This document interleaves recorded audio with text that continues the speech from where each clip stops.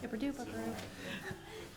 evening. This is the February 2024 meeting of the Shrewsbury Conservation Commission. Is now called to order. My name is Ken Polito. I'll be chairing this meeting. As a part of this meeting, we'll be holding hearings under the Massachusetts Wetland Protection Act and regulations in the town of Shrewsbury's Wetland Protection Bylaw. The commissioners are volunteers who serve to enforce these laws and regulations in order to protect specific values identified as being important to Massachusetts and the town of Shrewsbury.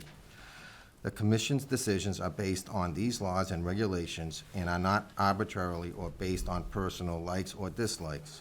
It is important to the commission that these hearings are held fairly and equitably for all parties involved. This requires that discussion take place in a civil manner and that every individual in this meeting is treated respectfully. To facilitate this, the hearings will take place in the order that they are listed on the agenda, which is available at the door and online. First, the applicant will present an overview of the project to the commission. Next, the commission will then direct any questions it has to the applicant and staff. After the commission is done questioning the applicant, the floor will be open to the public. Comments and questions must be directed to the chairperson, not the applicant or their representative. They must pertain to the regulation that the commission oversees. For example, although you might have concern over traffic resulting from the particular project, the Conservation Commission does not regulate traffic, so traffic concerns will not be addressed in this meeting. Please note, while new points will be given ample time to present, repetitive comments will be cut short in the interest of allowing all parties an opportunity to speak. We ask that all applicants and members of the public please state their name and address of residence for record. First item on the agenda is to approve and review minutes. Mr. Chairman, I make a motion that we approve the minutes of, I'm going to forget the dates. Is it October 17th? October 17th, 2023, And May 17 of 2022, and June? 21st of 2022. Thank you. I make a motion that we approve these minutes. Do we have a second? Second. All those in favor?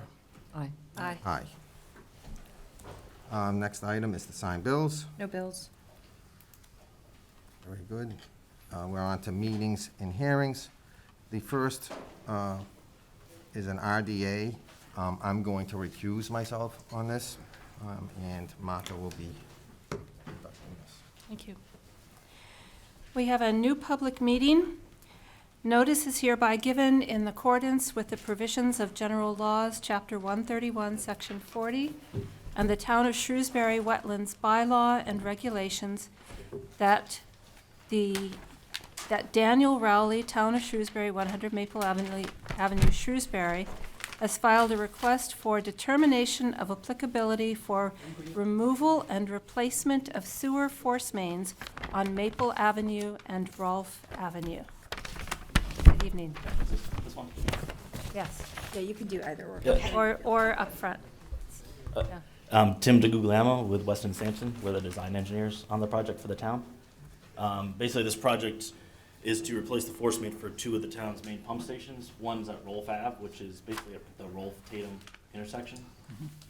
That force main runs up Tatum Road, across Route 9 to the Maple Ave pump station, which is just south of Beacon Street. And then from Maple Ave, that's another pump station. It pumps all the way up Maple Ave to Hutchison Street. So we're going to be replacing the full length of those force mains, except for under Route 9, there was a section. The original force main is an 18-inch asbestos cement pipe from the 60s, and there was a break under Route 9, probably like 2008. So a section of it under Route 9 got replaced already, and so that's newer pipe. So we're going to be tied into either end of that pipe, so we don't have to kind of get into the middle of that intersection, that busy Route 9 intersection. Make the project go a little smoother too. So, but what we're looking at today is there's a section right after our tie-in on the north side of Route 9. Pretty much right after the that marketplace, there's a set of high tension wires where we're tying in, and right after that there's a culvert. So we get close to the resource areas there. I can kind of flip it to give us a zoom in here. So look. Sorry about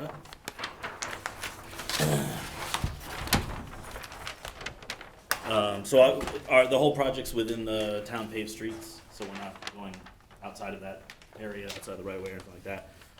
So our resource area, there's a culvert here, right before we pick up, and there's I think there's another one after that, but, so there's a, curb and a sidewalk on the north side of the Maple Ave. And then on the south side, there's a curb that kind of ends right before it gets to the culvert to allow the runoff on the road that way. So we're gonna be putting straw wattles where that curb ends to past our project start point, basically, at this end of this force main. And then all the catch basins and stuff, we'll be putting the silt sacks in to protect the runoff in the road too, so. I don't know if you wanna talk about the resource areas. Yes, so the culvert carries an intermittent stream. As Tim mentioned, there's no work proposed to that culvert. It's all above the culvert in the roadway.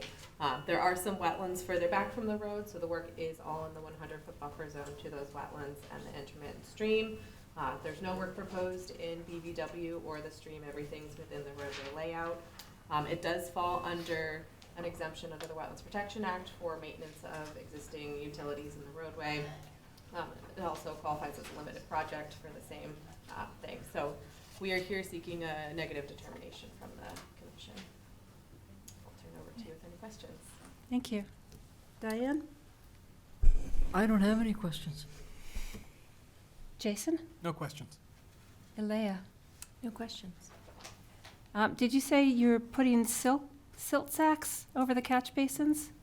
Yep, inside the catch basins. Okay. Any debris during construction. And are you doing any silt fencing in addition to the straw wattles? I believe it's just straw wattles. Yeah, we were just gonna do straw wattles. We can put silt fence too, it's just a small area, if that's something. I would appreciate the silt fence Okay. in there, yeah. Okay. Great. Did you turn in your, never mind. That's the wrong question. Never mind. Are there any questions from the audience, from the public? Okay, great. Do I have a motion? Yes, I make a motion that the commission find a negative determination for the applicability filed by Daniel Raleigh, Town of Shrewsbury, 100 Maple Ave, for the replacement of forest mains on Maple Ave and Rolfe Avenue. Second? Second? Second. Okay. Would you like to add a special condition that the silt fence be used? Let's do the special conditions with the silt fence. Okay. All in favor? Aye. Aye. Aye. All right, you're set. Thank you. Thank you so Thank you. much.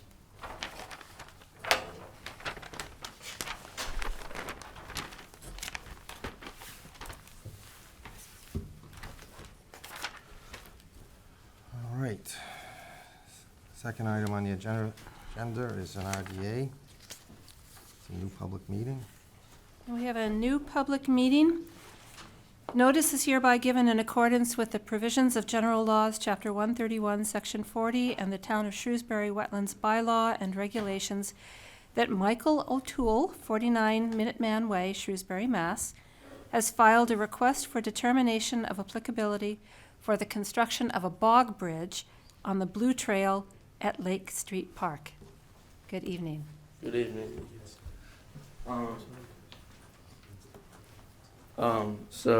Hi, my name is Michael O'Toole.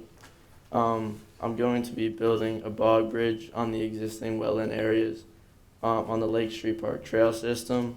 My bridge, oh yeah, there it is. It's going to be 112 feet long. My project will be beneficial to the environment because it'll keep people on designated walking areas. Sorry, was that my fault? Okay, I don't think Sorry so. about You're that. fine, don't worry about it. you're doing fine. Anyways, as I was saying, it'll minimize the impact of the wildlife around because people won't be like walking around the water and all that whatnot and destroying the plants.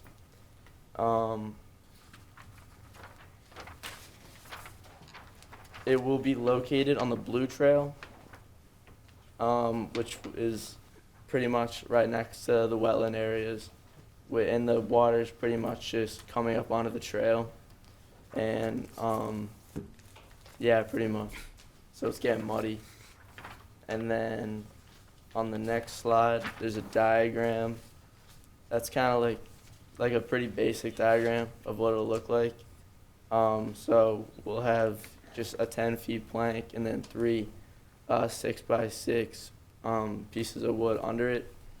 And then I guess if anybody is more like architecture kind of based, you can that's more like an advanced diagram of the Bob Bridge. And then on the next slide, I have my materials and the cost. I'll be using pressure treated wood and galvanized screws, and yeah, pretty much, and as well as crushed stone and rebar. And yeah, that's pretty much all. Any question? I have a question. What are you going to set this, the 6x6s on? Are they gonna be on the ground? Are they going to be elevated? What are they going to be on? So they're gonna be on the ground, and the crushed stone will go under them, so they don't sink into the ground too much. They're also pressure treated, so I kind of want to just keep them out of the water, because I know they do have chemicals on them. So the crushed stone will go first, and then the pressure treated 6x6 will go over that, like that way, and then the plank would go on top of the 6x6 piece of wood. Is this similar to another project that was done in the area? Are you familiar with another project? Yes, Is it similar to, very similar, yeah. David's. Okay. David's. all right. Martha, Oh, why don't we pass it to Diane first? Diane? Well, I'm just wondering, what do we know about the chemicals that are in the pressure-treated wood? I don't really know too much about. I don't know too much about what's the chemicals in the pressure treated wood is, but from my understanding, it shouldn't be too harmful. And the main reason I'm doing the crushed stone is to keep it off the ground, I guess. And yeah. Okay. So it would be good to learn about what chemicals are in the pressure-treated wood, because there are different kinds, and it's been made safer over time, but it's still chemicals, and you're still putting chemicals into the environment. It's great that you're keeping it out of the water. That does keep it safer. How much crushed gravel is going under each piece, like cubic feet that you're going to use, or how high are you planning to raise it? I don't have a total. If you go back to the materials list, I'll have about 2 or 3 yards of the crushed stone, and I'll just I'm just gonna use enough of it to where the 6x6 piece of wood will just be off the ground. Not like an exact. Some areas have deeper water than other areas too, so it'll definitely vary. So, did that answer your question? Well, what's the deepest depth, water depth, that you think you're going to be dealing with? Oh, maybe only 2 or 3 inches, not too deep. Okay. And can I ask how you're planning to transport the materials from, I assume, the parking area down to the trail? Yeah, well, me and some of my fellow scouts, when we do our work days, we'll use things like wheelbarrows and whatnot, and just carry wood and the crushed stone down to the area, and yeah, pretty much. Okay.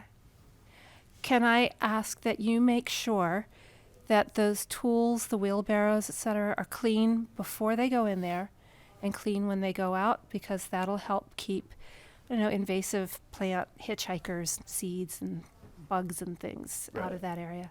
Okay. I can definitely do that. Great. Thank you. Of course. I'm all set. Jason? No questions. I think it's an admirable project, and looking forward to it being done. Thank you. Okay, Leah? I don't think I have any questions. Okay. Anyone in the audience have any questions? Well, okay. Would somebody like to make a motion? Mr. Chairman, I make a motion that we issue a negative determination for the construction of a bog bridge as described on the Blue Trail at Lake Street Park. Do we have a second? Second. So we're going to, all in favor of issuing a negative determination? Aye. Aye. Aye. Aye. Oh, good luck. Thank you. Thank you. Thank you, everybody. All right, moving on. We have a continued public hearing regarding notice of intent filed by Kevin Mizikar, Town of Shrewsbury, 100 Maple Ave, Shrewsbury, for the establishment of a landscape cemetery, including removal of all trees, construction of a cemetery infrastructure at 65 Prospect Street.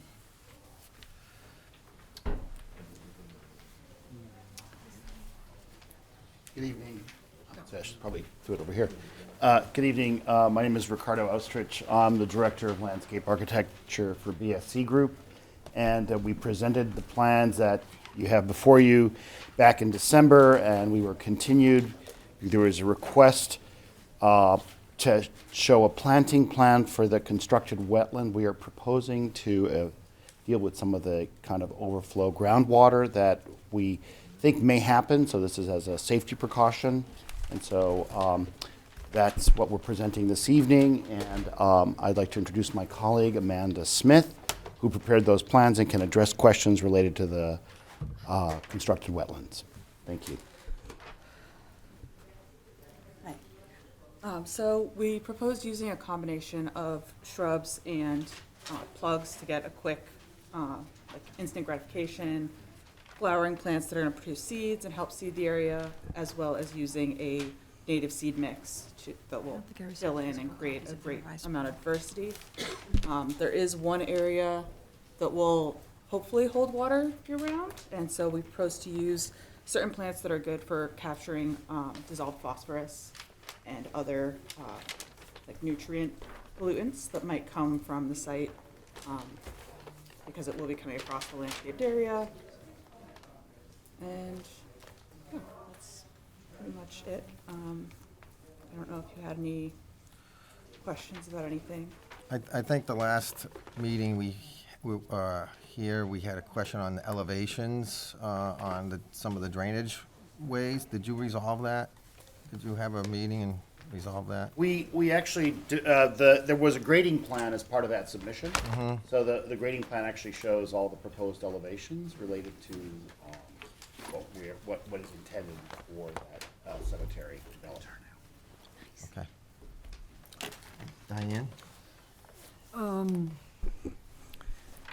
I just, could you talk about how this is different from the original plantings that we looked at last time? So last time, actually, we looked at the overall plantings for the 19 acres, where we're essentially trying to save as many trees as possible, because the intent is to create a landscape cemetery rather than the traditional cemetery that you have across the way at Mountain View. So it's the really kind of focus on preservation of existing vegetation to the extent possible, but being able to provide for the needs of the citizens of Shrewsbury for their relatives and sort of interment needs. And then, so that presented a full kind of planting plan for the entire site. And at that time, I think there was a question about the constructed wetland, which we decided to do sort of to be very cautious about sort of additional water runoff. And so we proposed this constructed wetland, and there were no planting plans at that time for the constructed wetlands. So we then provided these plans for the constructed wetlands. So there's a full set of planting plans focused on native plantings, on buffer plantings to sort of reduce any kind of potential impacts of the cemetery development. And then this is just sort of really zeroing in on the proposal for the native plantings that are appropriate for constructed wetlands. Okay, thank you very much. Martha? What were some of the plants that you're proposing to capture phosphorus? Pickerel weed and duck potato. Can't remember the scientific names. Here. Top of my head. You're good. So Hondateria cordata and Sagittaria lancifolia. So those are, so you have a, I apologize, I'm not finding the right place in the, but it sounds like you have a wetland where you have standing water? There is proposing? one low area based on the design that we anticipate to have standing water throughout most of the year. So I kind of threw those in because they enjoy standing water and they would provide those benefits Right. that we How, would want. how big is that standing water? I want to say it was 200 square feet, but I'm not sure off the top of my head. Let's see. I think the scale is on this. I would say that's to about 200 square feet is about right. It's about 10 by 20, so it's not Okay. terribly large. So what you're anticipating then is that there's going to be runoff into this standing area that's going to potentially capture excess nutrients? I mean, the intent is to really just to be cautious and to provide this as a kind of, as a belts and suspenders approach so that we can address any possible runoff. And so that's really the intent. It's not meant that we anticipate a great deal of runoff. Most of the grading that's been done on this will sort of manage all the runoff on the site without drainage structures.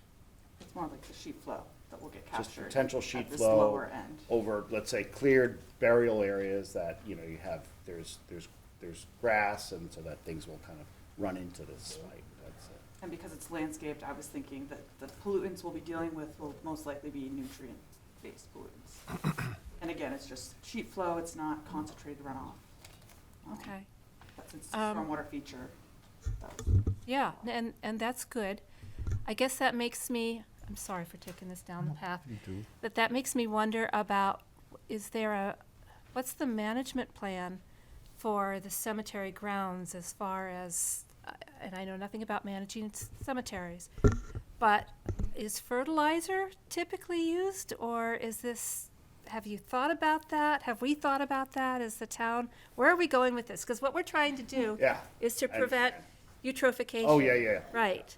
So, so the intent is actually not to have it be fertilized. It's not, like I said, this design and the whole vision for this is quite different than what your existing cemetery is, which is mostly lawn. The intent is that this will be mostly a meadowed landscape, and it'll be a mown meadow where people, can do interments or are supposed to do interments. But the intent is not to have a manicured look whatsoever in terms of this entire landscape. It's supposed to be something that is much more, frankly, more akin to what traditional cemeteries were over 100 years ago, where there was no lawn mowing equipment and there was no such heavy equipment, rather than the cemeteries, the conventional cemeteries that we see today that are kind of highly maintained and manicured. And I don't want to speak for the cemetery committee and for the town of Shrewsbury, but I think sort of reducing the maintenance to the best practices is what the intention here. So it's not to recreate kind of what you already have on the other side of the road. Okay. Thank you. Hmm? I think the two plants that you mentioned are fine. And pickerel weed is beautiful for pollinators. I try to choose a lot of colorful, fun things so that the community will get excited about the stormwater wetland, because I get excited about them. I'm set, thank you. Okay. Jason, No questions. Elena, I'm all set. Andy? Anybody in the audience have any questions? Well, I guess there being none, we can close the hearing. Thank you.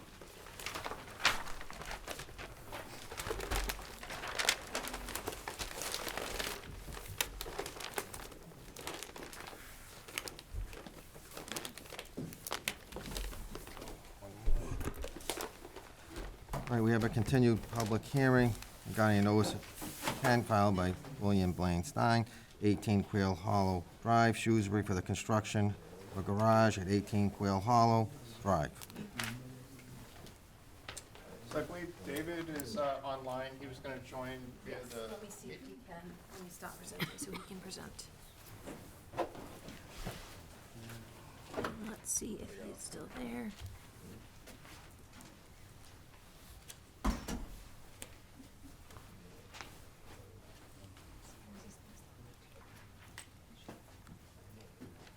Okay, he should not be muted, so let me make sure his voice. I can hear Leah. I don't know if you can hear me. Thank you.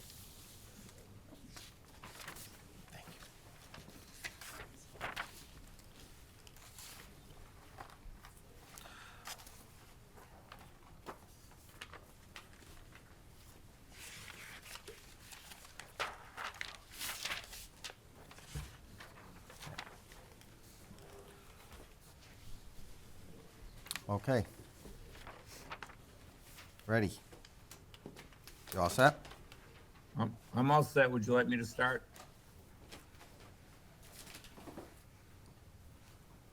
Okay, go ahead. Okay, my name is David Sadowski. I'm the principal of DJ and Associates, and we're out of Clinton, Massachusetts, and I'm here representing Blaine Stein, who's in the audience of 18 Quail Hollow. We had a previous hearing where two things happened. One, we did not have a DEP file number, which we've since received. And number two, more information was requested concerning a typical detail of the side view of the wall and front view of the wall, and also a railing was asked for to be on top of the wall. So we provided a second plan stamped by a PE structural engineer to show a wall that could vary from 3 feet to 6 feet exposed. We show the DEP file number was issued for this project. Now that file number was 285-1990. And the plan has been submitted. I think Leah just passed it out to everybody. It shows a 95% constructed, compacted crushed stone or concrete leveling pad, 12-inch thickness.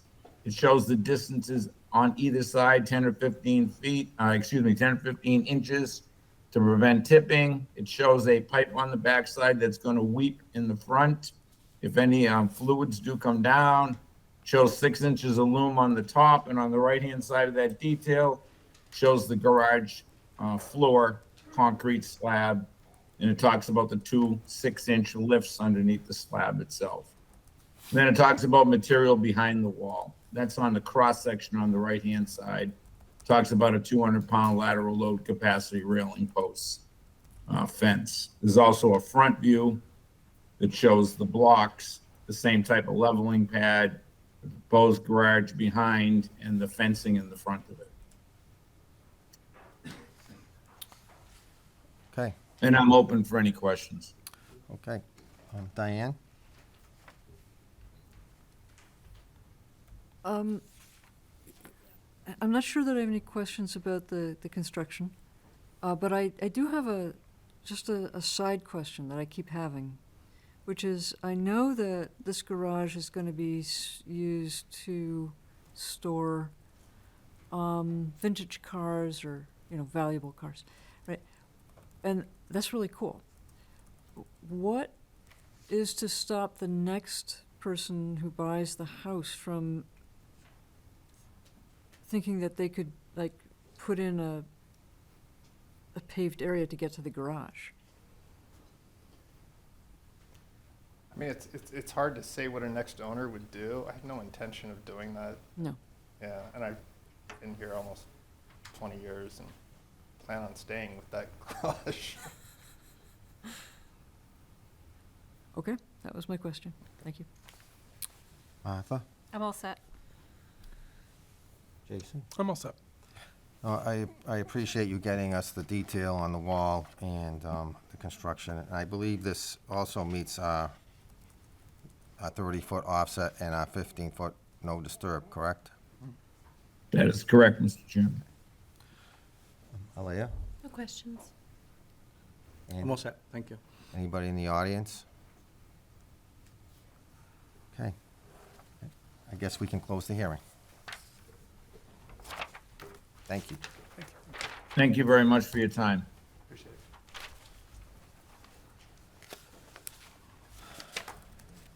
All right. Next item on the agenda, we have a continued public hearing regarding notice of intent filed by Essex Petrie, 1900 West Park Drive, Suite 180, Westboro, for the construction of a residential multifamily housing community of 300 units, clubhouse, and supporting amenities and infrastructure at 3369 Green Street. How are Good you? evening. Thank you. Essex Petrie with Pulte Homes. And Matt Leidner with Civil Design Group. Good evening. And I believe we also have Meredith Borenstein joining us remotely as well. So we were here last meeting and presented our NOI to the commission. We received a handful of comments. We made some adjustments to our plans and our approach and resubmitted those plans. In particular, there were 3 items that we noted that were called out at the meeting.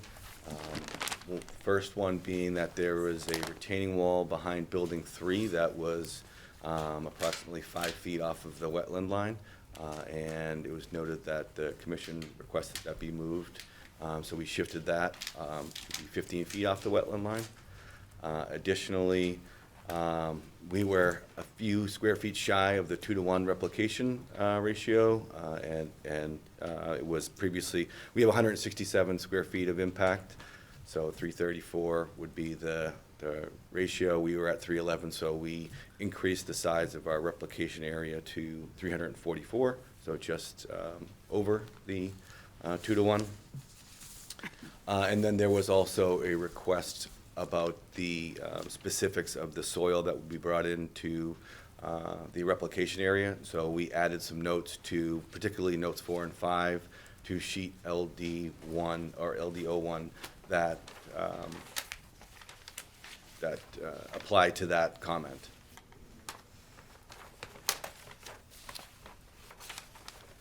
There was also a question with regards to how much of the open space was upland and wetland. Yes, thank you for bringing that back up. So we did look into that to clarify that. So just to recap, slightly more than half the site, as proposed, will be undisturbed. And I think the question was, of that undisturbed area, how much of that is wetlands? So approximately 58%, so a little more than half is wetland, and then a little less than half is upland. So a fairly significant portion, almost half, is actually upland area. So just to say that again, of the area to remain undisturbed, slightly over half is wetland, and slightly under half is upland. Right. All right, thank you. Diane? Well, the question was brought up before by Martha, I believe, asking if there would be a trail put in through there so that people could go outside and walk. But before you answer that, I just want to say I am impressed that you put the parking under the buildings to save us from more impervious surface. And I'm really pleased that these are electric buildings, right? Yes, they are, Yeah. all electric. Yes. That's pretty impressive. Thank you. To answer the question about the trails, there will be an internal pedestrian circulation via sidewalks, as well as, that will run adjacent to the private roadways as well as around the rears of the buildings. We are looking at the potential, as you can see in the small inset, but there's 2 major areas of the development, and we have been looking to put a connection in between those 2 via a trail, recognizing though that there is the wetland resource separating it. So right now we don't have a plan to traverse those wetlands areas. So right now the pedestrian connectivity will be internal to each of the 2 sections. But it is definitely something that we have looked at and will continue to look at. Thank you. Thank you very much.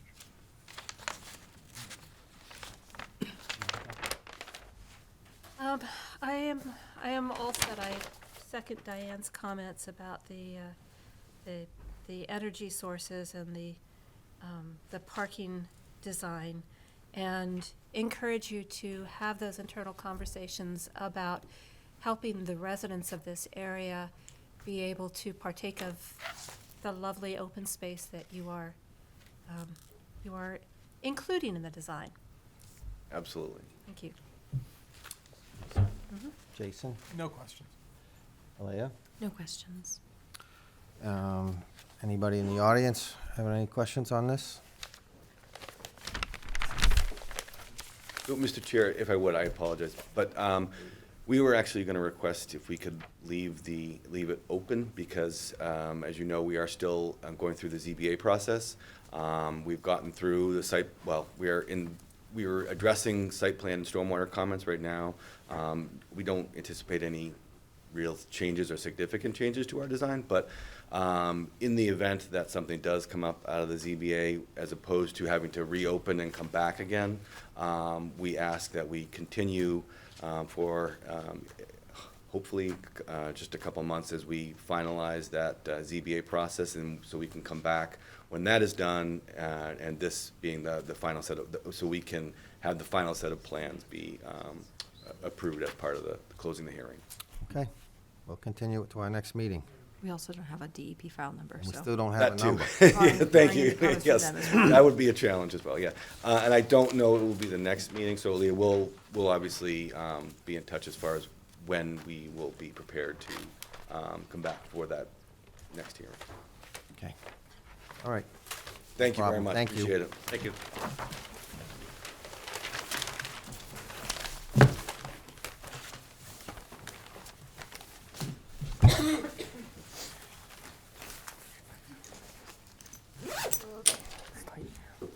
All right, we have a new public hearing. We have a new public hearing.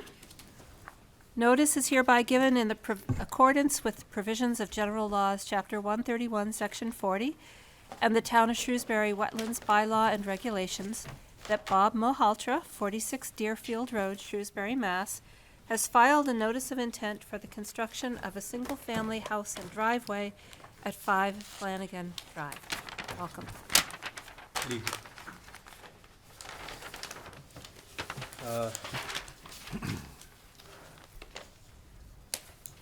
Good evening. Oh, yeah, I have the, Certificates. Thank you.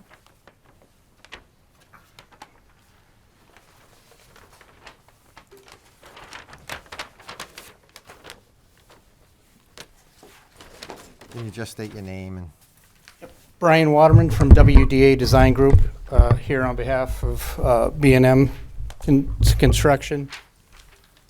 Also in attendance. Yeah, my name is Bobby Malhotra. I'm from B&M Affordable Construction.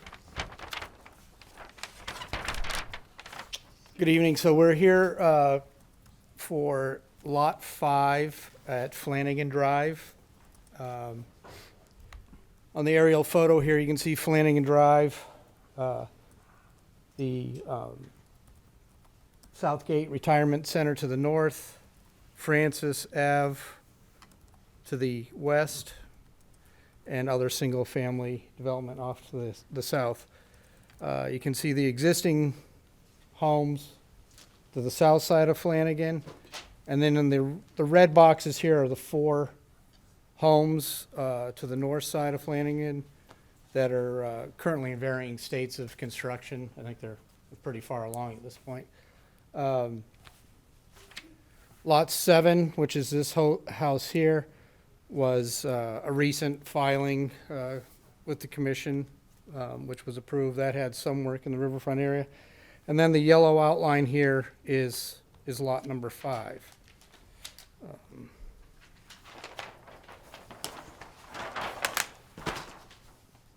This is the existing conditions plan based on our field survey. The area shaded in blue here is an unnamed perennial stream. It's mapped as a perennial stream on USGS. And then the shaded green area is the delineated vegetated wetlands.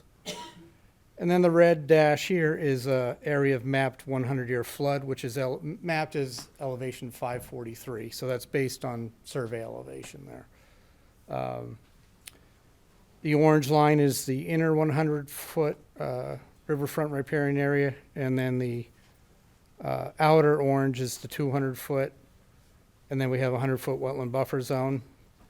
As you can see, the outer 200-foot encompasses 90% of Lot 7, and 100% of Lot 5 is within the 200-foot riverfront, and approximately 80% within the inner 100-foot riverfront.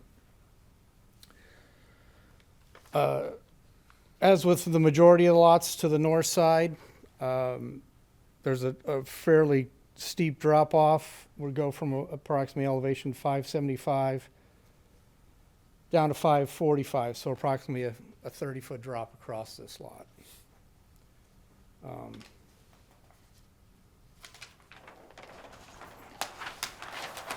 And our proposed site plan for Lot 5,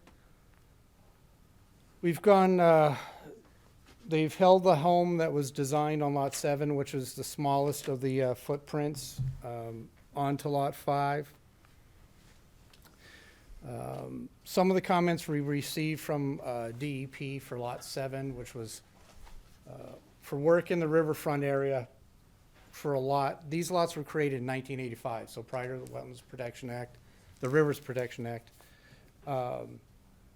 So they are grandfathered to certain extents, and on lots within 310 CMR 1058, which was the Rivers Protection Act regulations, lots that are created prior to August of 97, which the lot has difficulties or shape factors, such as, a 30-foot drop in elevation and or other configuring elements, such as the building zoning setback, connections to the utilities. As long as you minimize yards, footprints, you're moving the house as close as you can to zoning.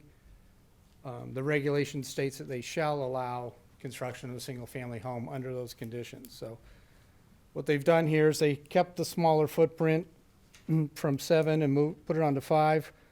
We've tucked it as far as we can to the southeasterly zoning setback, designed a front entry driveway, and we're meeting the town's slope driveway elevations there, because you do have an existing sidewalk, so they want 3% or less for that initial entry, so we're able to do that. We've added a vertical block retaining wall along this east side, and then 2.5 to 1 grading here to minimize going into the woods in this area with slope stabilization. And then again, we're infiltrating all the roof and driveway runoff. The driveway we collected in a French drain and directed to a dry well. And then the roof will go to a subsurface infiltration system in the backyard. The backyard has been minimized by the subsurface infiltration has to be at least 10 feet off the foundation. So we've got that at the 10 feet, and then we've graded as tight as we can to the back side of that to allow you to build the system and get it in there. And then the wall here minimizes grading there. This is the 30-foot no structure. So there's no work in the 30-foot no structure or 15-foot no disturb, the local regulation. One of the things we've done on this particular site is doubled up the erosion control barrier on the downhill side. Just because you are working in steep areas, we are minimizing the grading with the retaining wall here, but we did double up the erosion control barrier on that side. So some of the comments that we received from number 7 that was approved, we've applied to this. This worked out well with the way it grades into the road with the driveway. We were able to keep a shorter driveway to push everything to the front zoning setback with the utility connections of the gas, water, and the existing sewer stub within Flanagan Drive. So this meets the intent of 310 CMR 1058-4D3AB. And it also meets the newer local regulation for the 30-foot no structure or no 15-foot no disturb. So I'll turn it over to you to questions. We did not receive DEP comments yet, but I'll turn it over to the commission for.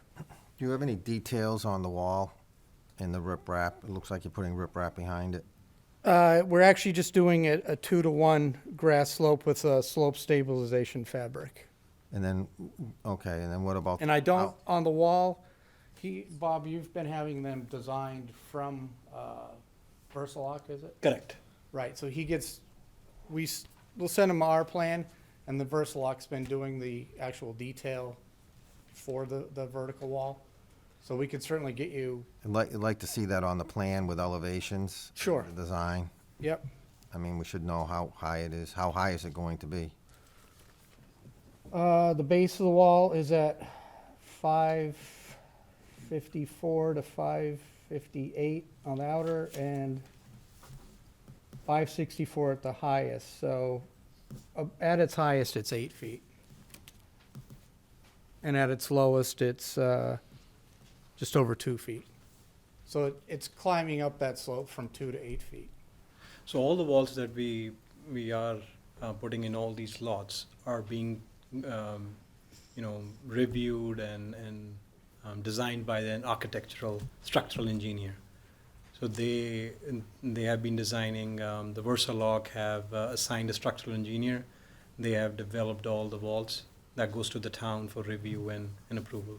Yep, that's great. Just add it to this plan so we have it on the Absolutely. Yep. plan. We'll get it on there. Diane?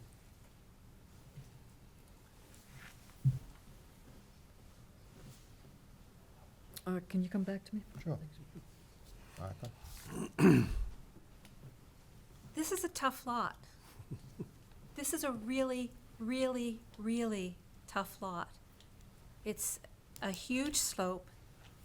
It is very close to, yes, it is within regulation, and because it's grandfathered, you can legally build there.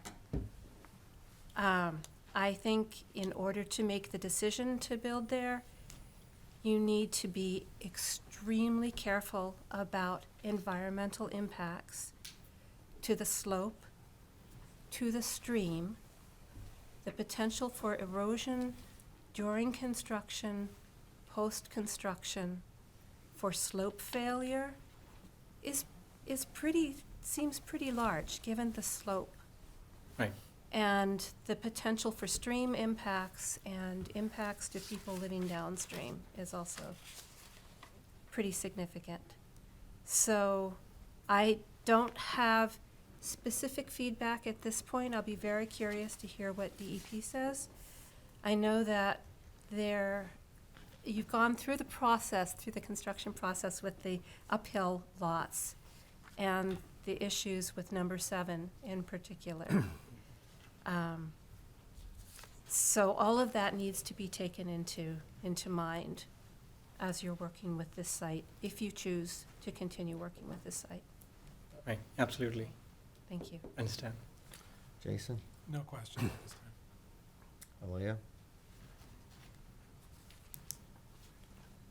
I'm sorry, I'm having trouble identifying where the retaining walls will be on the lot number 5. Could you? It's this one dark line right here off Okay. the side of the garage. So there's about a 5-foot separation between the garage and the wall, so you can, get a lawnmower or something through that. But we pushed as tight as we could there, but it's just this one wall. Okey doke.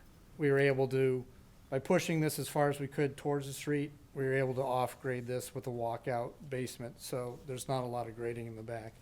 Like you said, we had to push it a little bit, just so you can put the infiltration system at least 10 feet off the back. But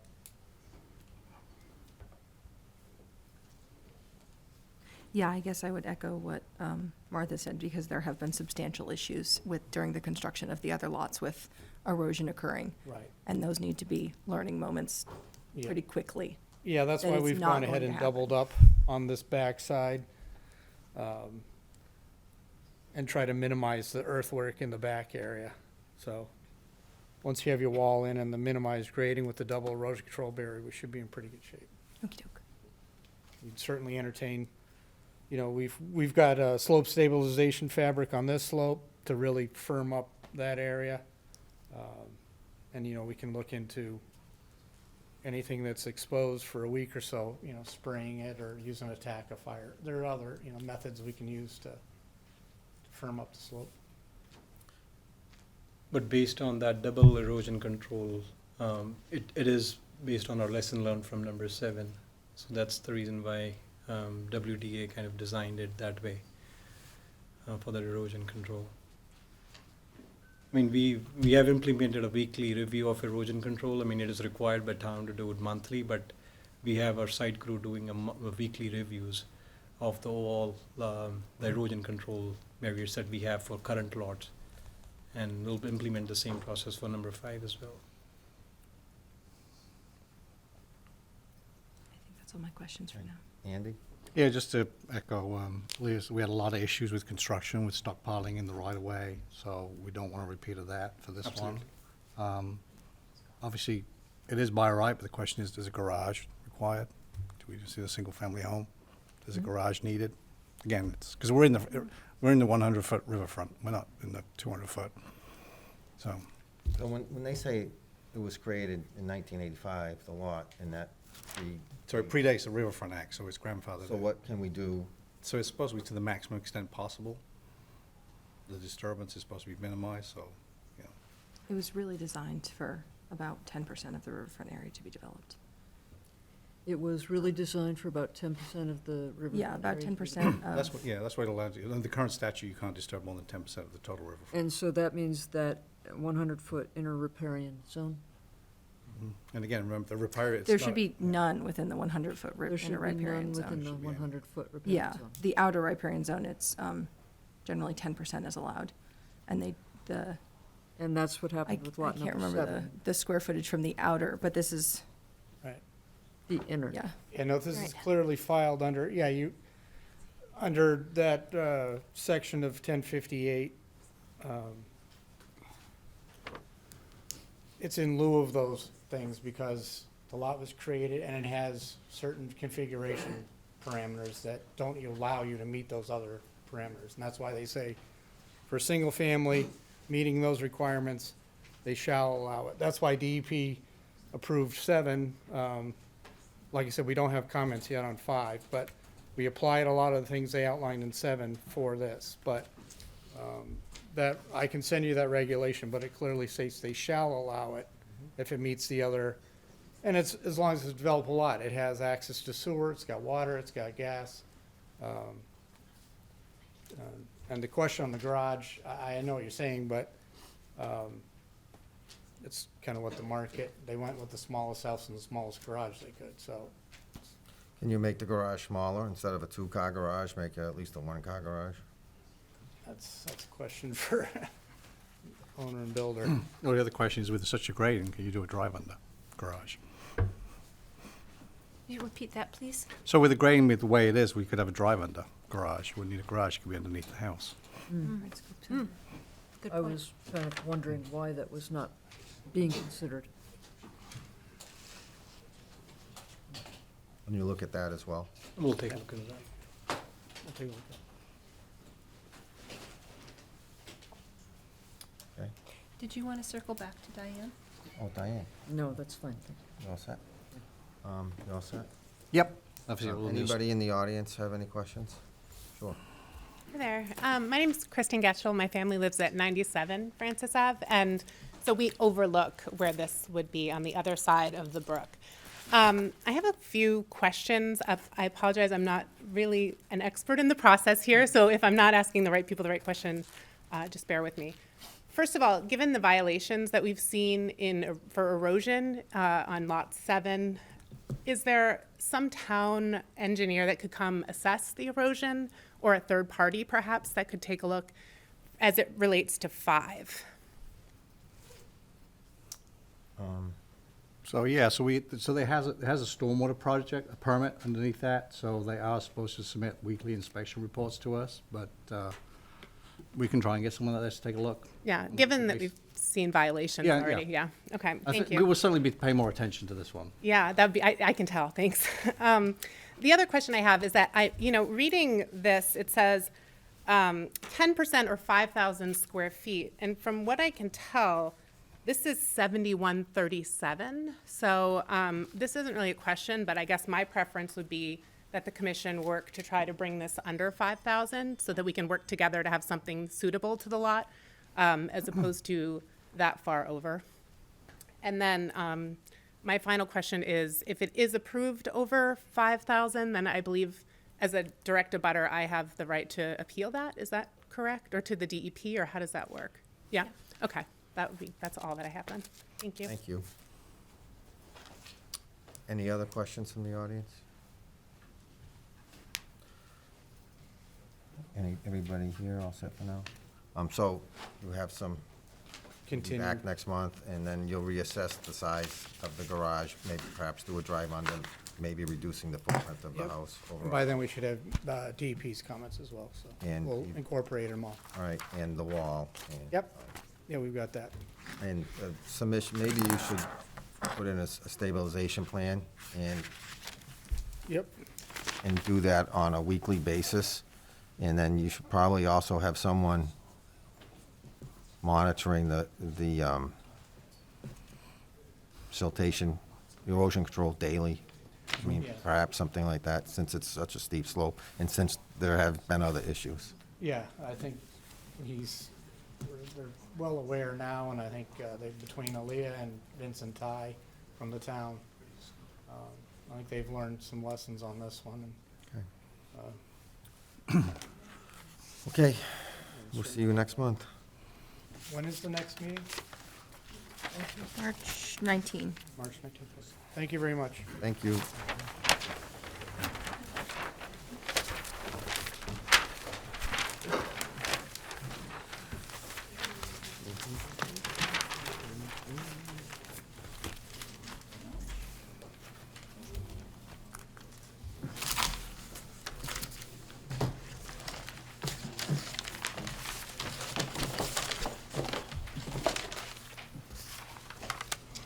This is me.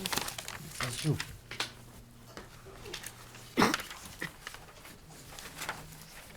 We have a new public hearing. Notice is hereby given in accordance with the provisions of General Laws, Chapter 131, Section 40, and the Town of Shrewsbury Wetlands Bylaw and Regulations, that Paul Lindstead, 654 South Street, Shrewsbury, Mass., has filed a notice of intent for the construction of removal of a shed and the construction of a patio and outdoor kitchen area at 654 South Street. Welcome.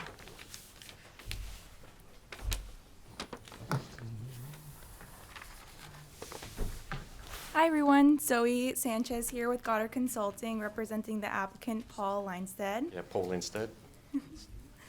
So we came forward with a notice of intent here for 654 South Street.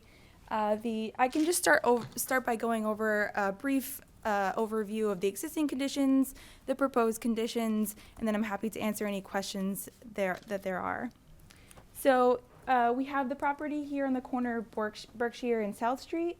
There's a driveway that comes off South Street that leads up to the existing house, and there's an existing deck on the back.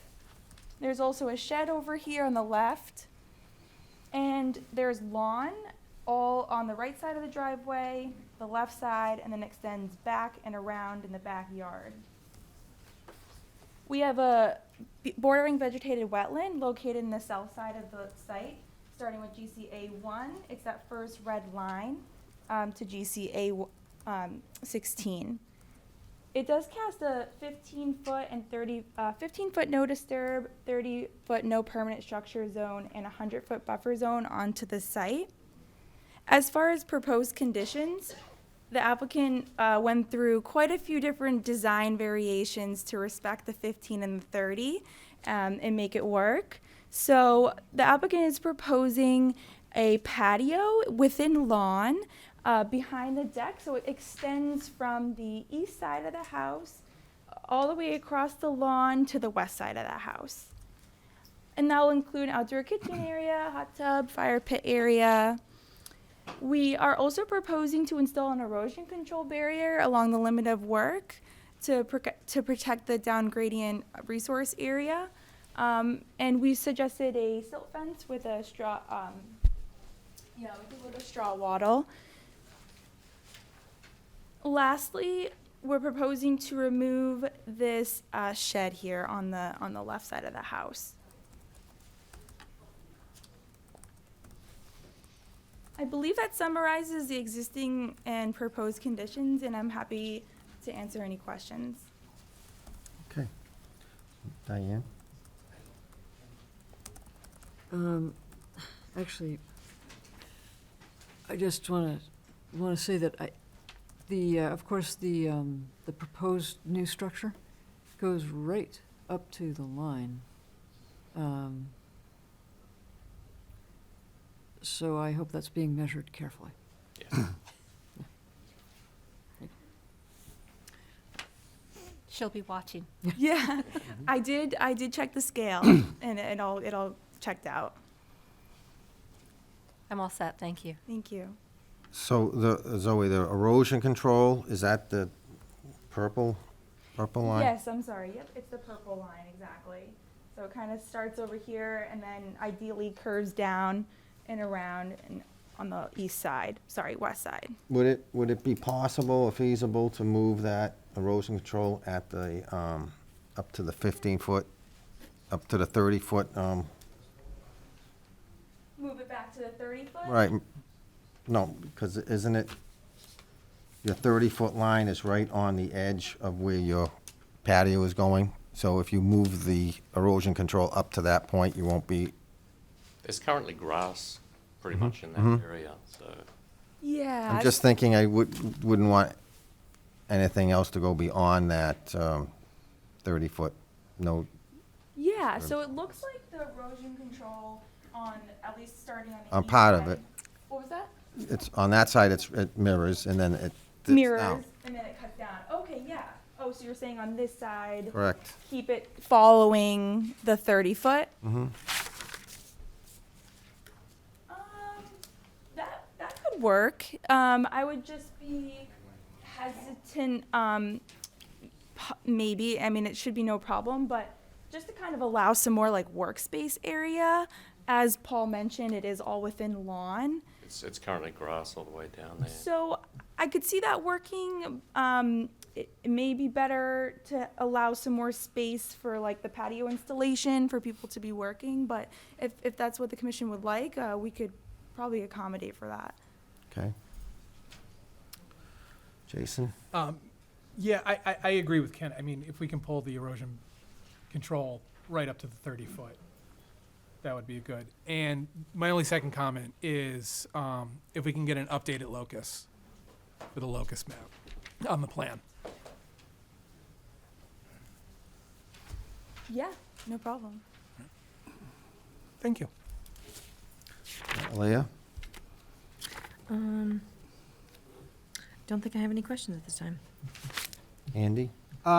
Just a question on the grading, because obviously there's quite a grade change across this patio, and assuming you want it level, what's the plan for the grades of the, because obviously you can't be, we don't want you grading into the, if you can afford to, you show the grading too, so.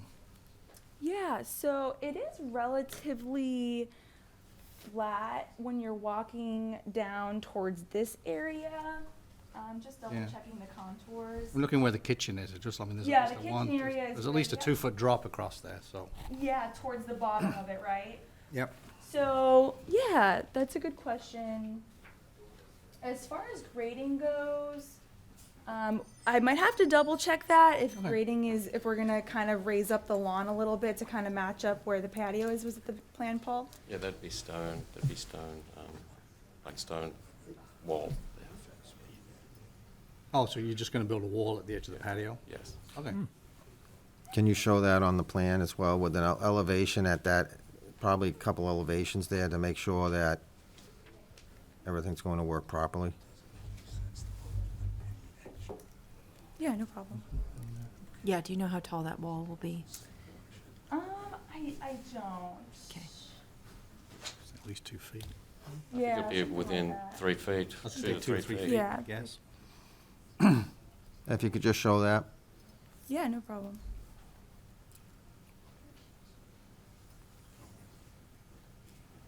Anything else, Andy? And then what's the total square footage of the patio, do you know? I believe was 18, was it 1,300, 1,800? I have So you're under the number. 5,000 square feet, they're not gonna restrict. Under that, for Okay. sure, yeah. I can get the exact number if you need it. I just wanna make sure you don't need a Okay. stormwater permit, that's all. No, yeah, okay. I'm all set. Does that, anybody in the audience have any questions?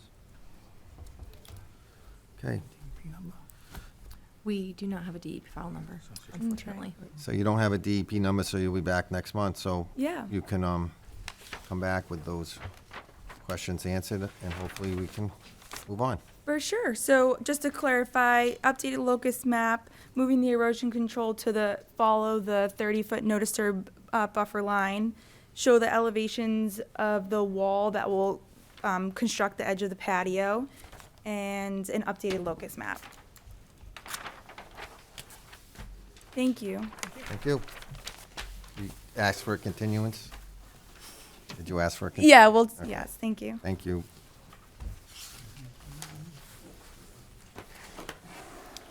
We have a new public hearing. Notice is hereby given in accordance with the provisions of General Laws, Chapter 131, Section 40, and the Town of Shrewsbury Wetlands Bylaw and Regulations, that Stephen Goodman, on behalf of 160 Holden Street LLC and GFI Partners LLC, 133 Pearl Street, Suite 300, Boston, Mass. 02110, has filed a notice of intent for the construction of 2 warehouse buildings and associated drives, loading docks, parking areas, and associated site work at 142 Clinton Street. Welcome. Good evening, Commission. I'm Rich Kirby from LEC Environmental Consultants, and filed the application tonight. With me tonight is Haley Palazzola from GFI Partners and Hildy Karpowicz from High Point Engineering, project engineer. So I guess we have it up, so I'll get started. This project has been in the making since 2022, where GFI started working with the town, talking with the town administration, planning, DPW, engineering, public safety, and that all culminated to a municipal meeting in October of 2023, where we received a fair number of comments that were incorporated into the design.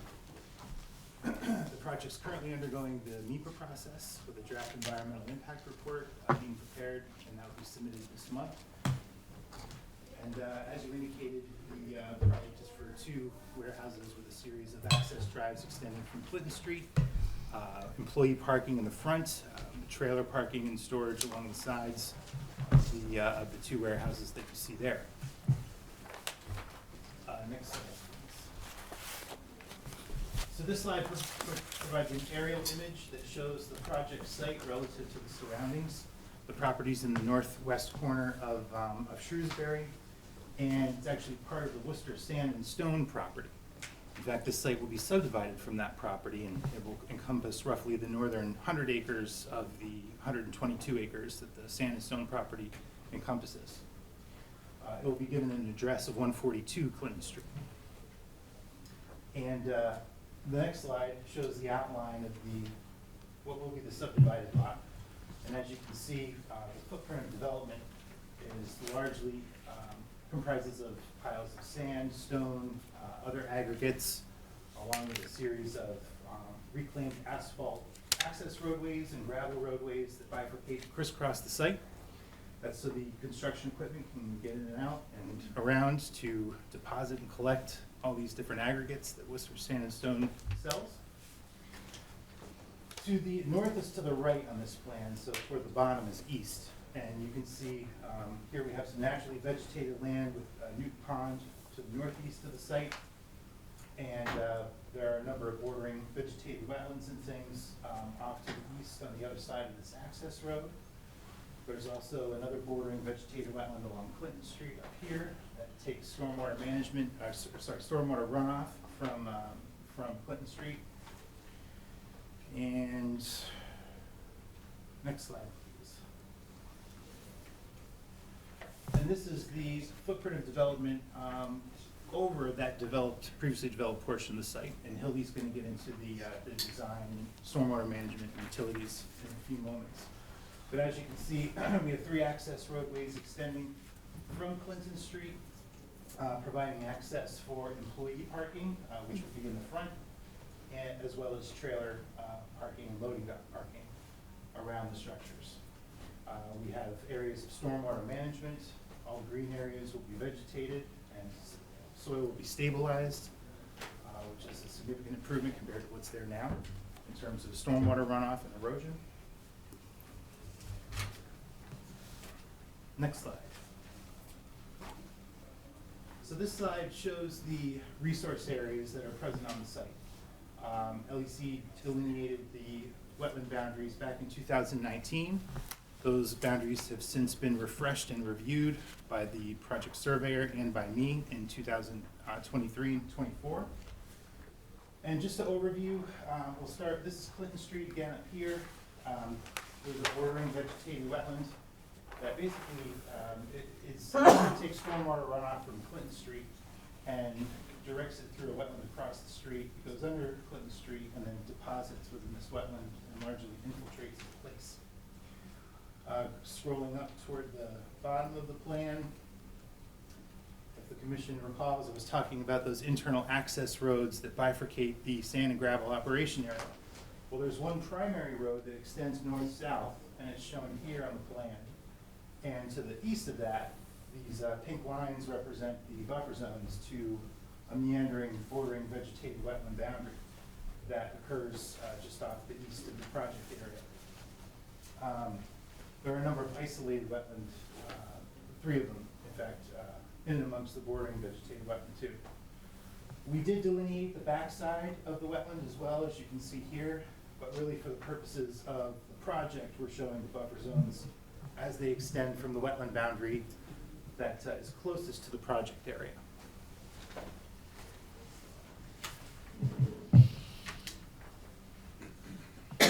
So for now, I think I'm going to turn it over to Hildy. She could talk a little bit about erosion control, stormwater management, and utilities. And then I'll be back to talk about work in the buffer zone. So this is a site preparation plan.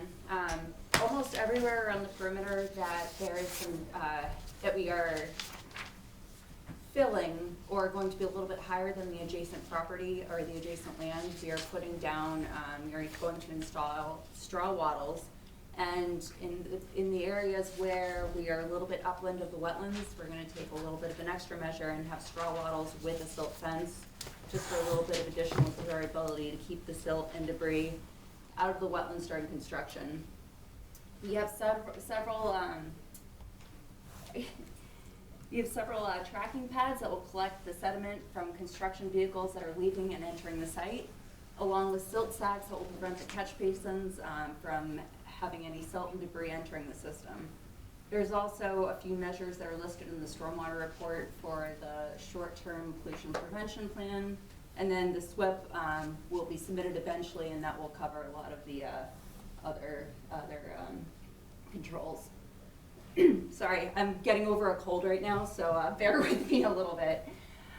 We have temporary sediment basins in parts of the lower parts of the site. Right now, the site drains in this general direction without any stormwater controls. So we placed the temporary sediment basins on the downland side where there's natural low points for the most part. There's going to be one here, which is the future detention basin, one over here in the future footprint, and then also one over here in another detention basin in the future. Do you want me to go to the next slide? Yes, please. So a lot of the system, this is the grading and drainage plan. A lot of the stormwater management systems in a closed system with catch basins, with deep sump catch basins with hoods, along with drain manholes. We have 3 different subsurface infiltration basins that will collect stormwater both from the closed drainage system and from the roof drainage system. In addition, we have 3 rain gardens. There are 2 employee patios, so we added rain gardens that will capture stormwater, treat the stormwater, and frankly provide a nice, nice aesthetic out there, you know, some natural plantings, along with a rain garden over here that will capture the stormwater from this area before overflowing to the detention basins. The surface detention basins, there are 3 of them here, here, and here. These 2 have sediment forebays to provide additional stormwater controls and treatment. And then the stormwater ponds will provide recharge, water quality volume, and the phosphorus removal needed. For recharge, we are only required, these are hydrologic group A soils. They're loamy sands for the most part. Some of them might have been sands, but it was a little silty, so we went with loamy sands in this case, which requires 0.6 inches of recharge over the impervious area, which ends up being 153,400 cubic feet. We're actually providing 519,000 cubic feet of recharge, so we're going 3.4 times the required amount. Because this is the Aquifer Protection District, we also need to provide 90% TSS removal, which we have provided with the isolator chambers, the forebays, and then there's 1 water quality unit. It's right there. I could be mistaken, but it's in this truck court over here. And then we also have the 1-inch water quality volume, which is again provided in the chambers and the detention system. The phosphorus removal, I know this is a big one for Newton Pond. We have well exceeded the TMDL requirements for phosphorus removal. That's also provided in the same manner that the recharge and the water quality is provided within the isolator rows, within the detention basin, the volume below the outlets of each system. And that can be detailed in the stormwater management report. We are supposed to reduce phosphorus loading by 60%, but in this case, just because these systems are quite large, we're providing 83% TSS removal. So we're going from a site that has no recharge, no water quality, no real TSS removal, and we are providing all of this, which should benefit the water quality for the wetlands today. Thanks, Hildy. Oh, I'm sorry. Utilities. Almost forgot about those. These are pretty straightforward. All the utilities are fed from Clinton Street, so this has very minimal impact on any of the wetlands or any of the resource areas. They're going to be fed down, this is the main employee entrance. The other 2 are just mostly for, well, they're primarily designed for trucks, so most of the utilities are fed from the main corridor with loops that will provide water service around the buildings that provides redundancies if there are any fires and whatnot. And right now we are showing the sewer system discharging overland over to that corner of the property, southwest corner, and down Clinton Street. And those details are still being worked out a bit. Thanks, Hildy. As you can see, going to this plan, most of the project is outside the buffer zone, and it's within the previously developed sand and gravel operation area. The orange line represents the 100-foot buffer zone associated with the bordering and isolated vegetated wetlands. The buildings just clip the outer portion of the buffer zone. We are proposing grading and access roads within the buffer zone, and we are utilizing retaining walls to minimize our footprint within the buffer zone to the extent practical. To give you a sense of what these buffer zone areas look like, I'm going to ask Haley to fast forward to the site photos. We are doing work within some of the 15-foot and 30-foot buffer zones. These areas are largely already previously developed. As you may see, if we go out to the site, a lot of invasive exotic plants like mugwort, phragmites, bittersweet, things like that that have colonized these areas that only have been left to be fallow for a few years. But going back to the plan, yeah, there you go. So we are proposing work within the 15 and 30-foot buffer zones. We have utilized retaining walls to minimize that footprint and disturbance. For context, if you look at the total buffer zone on the site, or the total 15-foot buffer zone on the site, we're altering about 1.53% of the 15-foot buffer altering about 8.6% of the 30-foot buffer zone on the site. But these areas are largely already impacted, not providing a lot of function and value with respect to the wetlands.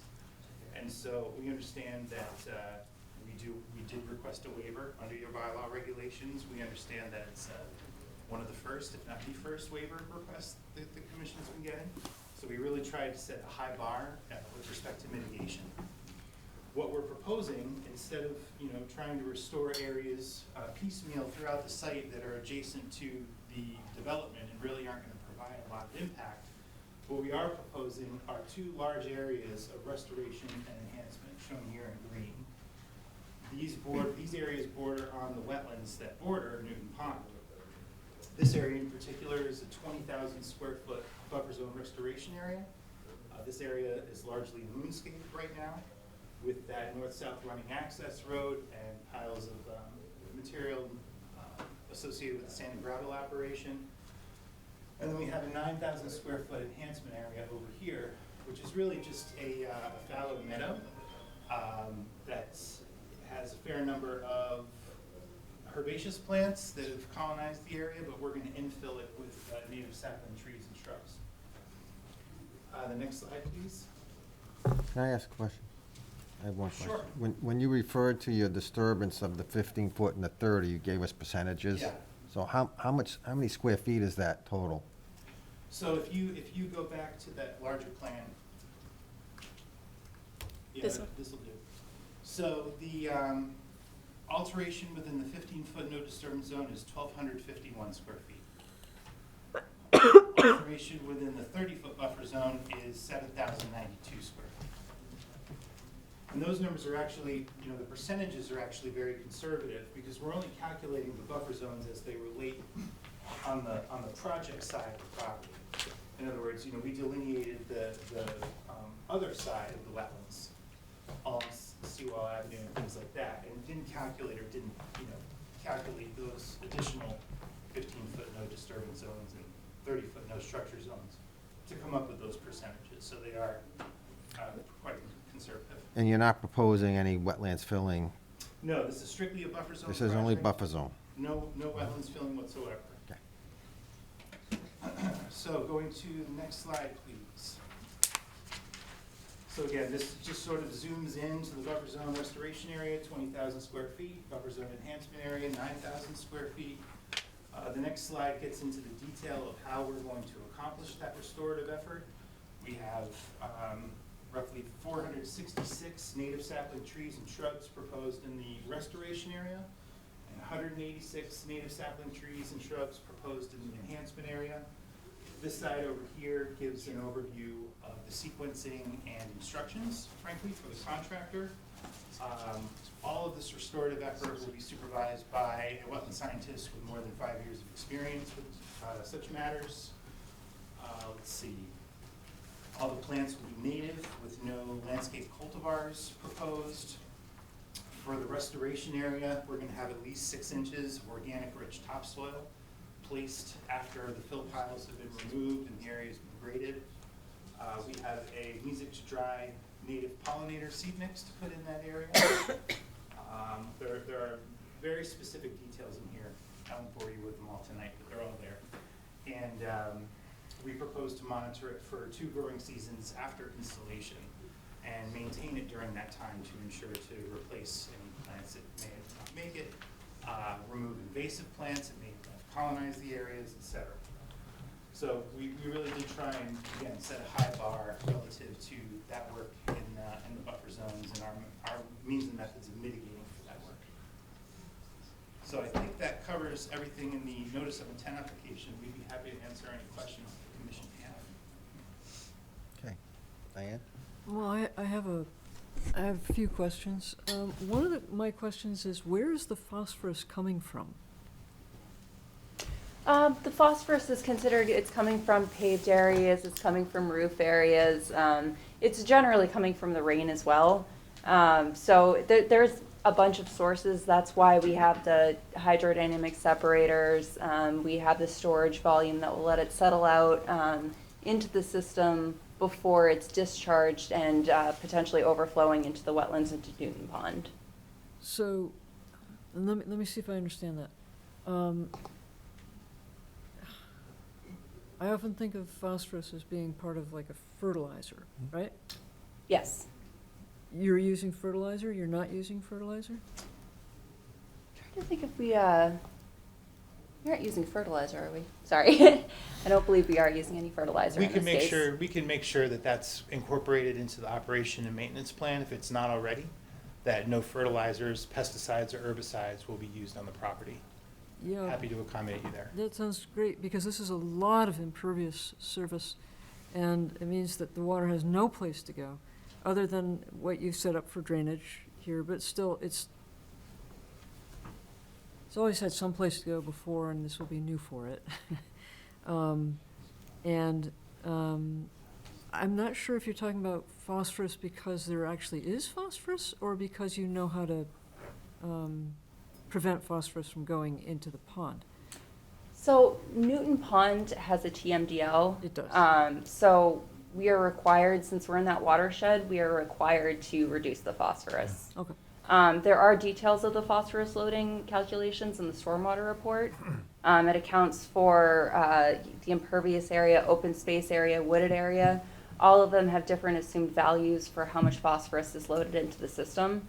And that's why, since we have no stormwater controls today, we're improving the phosphorus condition for Newton Pond by adding these stormwater controls. Okay, all right, so that's great.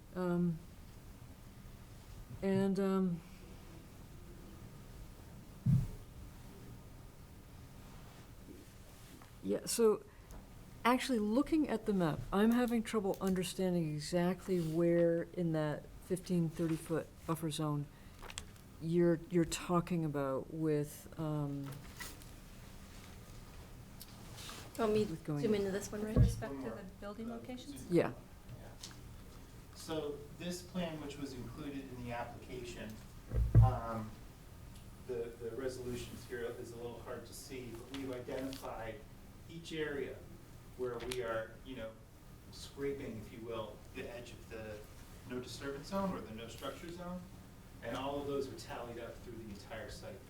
It really is work within or near that north-south running access roadway, and actually between the access roadway and these wetlands is a large berm that was created probably a long time ago. But that berm is vegetated with things like mugwort and other invasive type plants, some sapling, honey locust, things like that. So it's really those areas that are really, under existing conditions, providing pretty low functioning value in terms of protecting the adjacent resource area throughout the site. And there's another one up by Clinton Street as well. And so our thought was, well, yes, we may be having some alteration, sporadically within those zones throughout the site along the limit of work boundary. But what better way to mitigate for that than to sort of enlarge a single area and really have an impact by, adding 20,000 square feet of buffer zone here, enhancing that 1,000 square feet over here, where it is close to the wetland. It is on the Newton Pond side of things, which we know is a concern, and doing it in a way that's really going to improve the function and value that they provide. Also, I just want to say, and I'm not sure if this is me, but when I was going over these maps today and trying to mark them, I was having trouble understanding exactly where the 15 and 30-foot boundaries are here, because there's no legend that I could find. So I was having trouble understanding all that part of the map. Okay, maybe we could, I know this plan sort of color renders the 15 and 30. It does. The first one, you can see the black line is the wetland line, right? And then the first pink dashed line is the 15, and then the second pink dashed line is the 30, and then the orange line is the 100-foot buffer zone. And that is sheet, which sheet number is that, bottom right corner? I know there's a lot of sheets in this plan set. I can't even see this. I'm having trouble understanding. It's in the notice of intent, what plan sheet it is. I'll pull up the plan, see. Oh, this isn't in the site plans. Oh, this was the appendix. Separate It was the site. appendix, right? Yeah. Mhm. Sorry.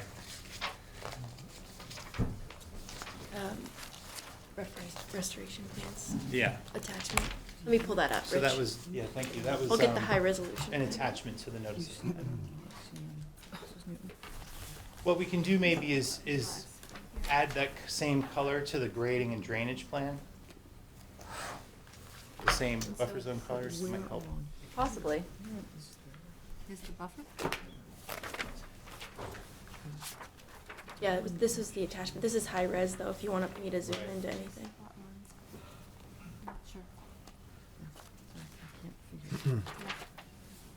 It's not screaming out a page. So should we include the attachment? Yeah, it's just confusing looking at the Plan map. set? We did. Yeah, okay.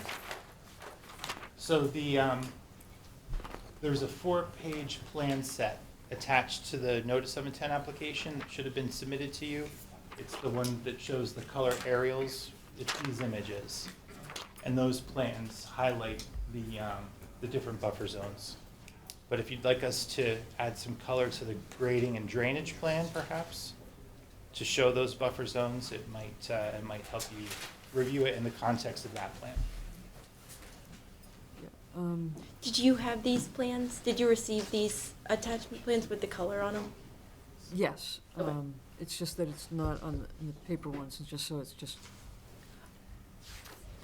I'm sorry. We'll make sure to print Thanks. full-size colored plans for you to review. Yeah, I think we just need to add the color to the. Okay, understood. That's. You all set, Diane? Yes, I am. Martha?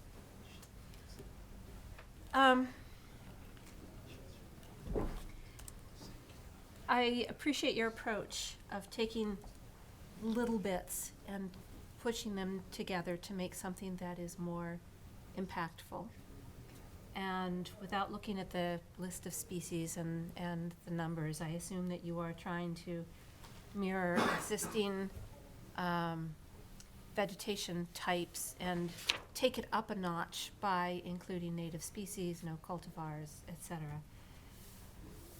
Has there been a systematic biodiversity analysis of the site? As in, sand and gravel pits can sometimes harbor really interesting plants and thus really interesting insects that go with those plants. Mhm. And I understand vast swaths of mugwort and Phragmites, but I wonder if there are either pockets of existing plants or the opportunity to create something like that with the existing soils that are there. That's not a topic for this commission, obviously, but it's something to consider going forward because it is a unique site that you're working with. Mhm. And it seems like you have a nice attitude towards the restoration of it. Yeah, it's an interesting thought. You know, a lot of the mounds that are depicted on the aerial image that you can see are in varying stages of succession. Some of them were moved last week. Others probably haven't been touched in a year or two. So we did a general inventory of the plant communities that we observed, and we included them in the general site description of our application. We also talked about what plants we observed in the surrounding woodlands. A lot of invasive plants, honeysuckle, rose, buckthorn, you know, the usual suspects. So, I mean, while I haven't done a diversity analysis, colloquially, I can say that it's pretty low diversity with a lot of the invasive plants that we're typically used to seeing in some sites like this.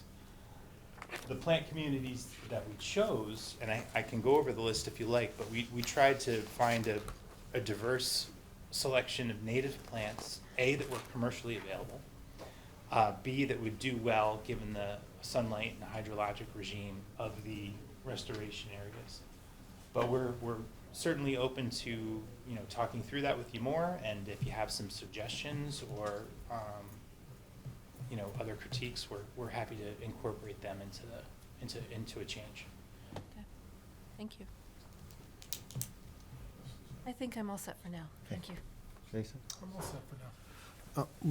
where it comes to the restoration plan, where you're going to go into the wetlands and create this 29,000 square foot area of Yep.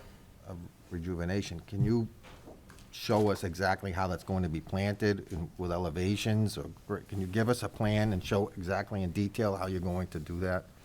Sure, so these plans, we talk about this. There's a plan sheet that includes all of our notes, and I printed the notes here. So what we talk about is, with respect to grading, all fill piles within the restoration area will be removed, and the land surface will be graded to nearly level or gently sloping from the toe of the retaining wall toward the wetland boundary. And then following that fill pile removal and grading, we have at least 6 inches of a loamy sand topsoil with a minimum of 10% organic matter established throughout the restoration area.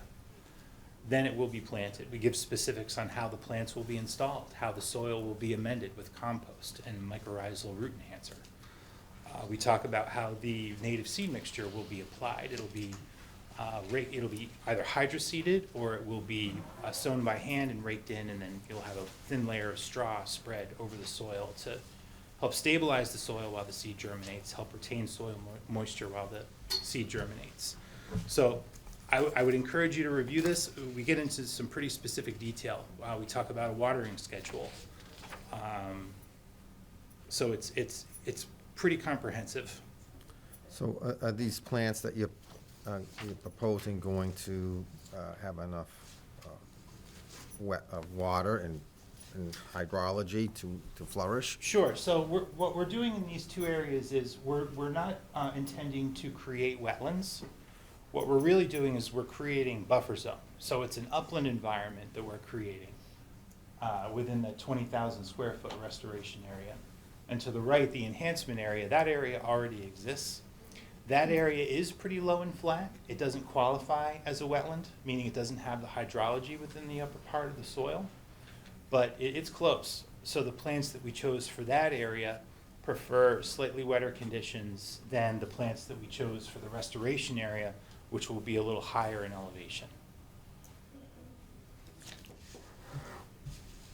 Okay. All right, Alea? So it sounds, the majority of the lot will be the conversion of an existing development to a new development. Do you know what percentage is currently undisturbed area that will be converted to development? I'm pretty confident that 100% of the existing disturbed area would be converted to development, but there are some upland wooded areas that are outside jurisdiction, and some buffer zone areas that are inside jurisdiction that will be sort of annexed into the design footprint. Yeah, so I think that was my question. Yeah, How much bigger than the current disturbed area? Got it. We can get you that proposes to number, get. sure. We had to calculate it from MIPA, right? Okay. So we probably Yeah. have that. We can Yeah. get back to you on that. Yeah.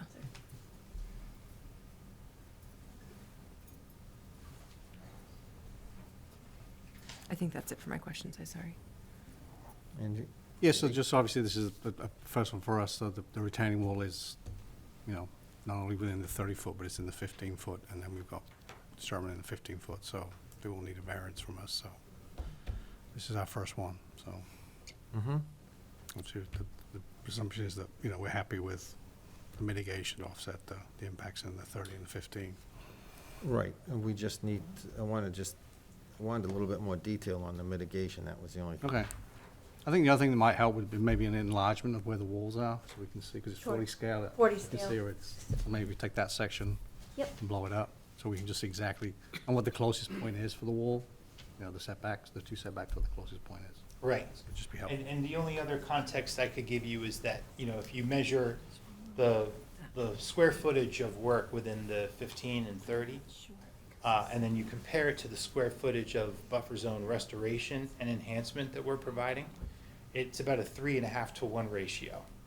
I know, for example, under your bylaw for wetland replication, you require 2 to 1. Correct. So we tried to really, increase that to the maximum extent that we could, at a 3.5 to 1. We thought that was pretty significant.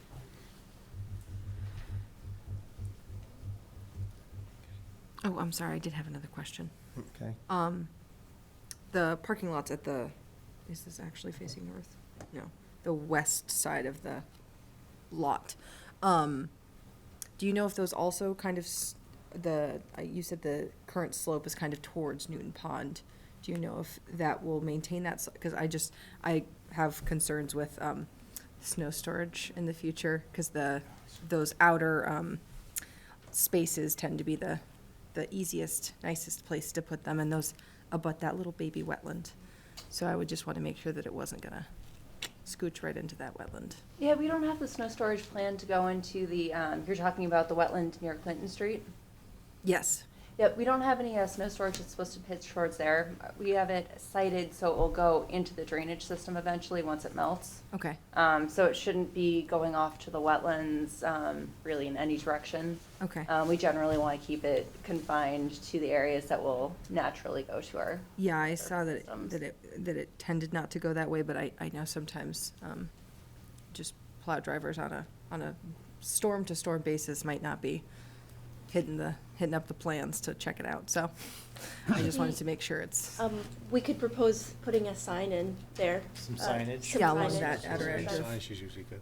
That would be good. And That'd be snow great. storage. Yeah. I believe it's in the O&M plan, yeah. It's standard language, but yeah, signage would certainly help.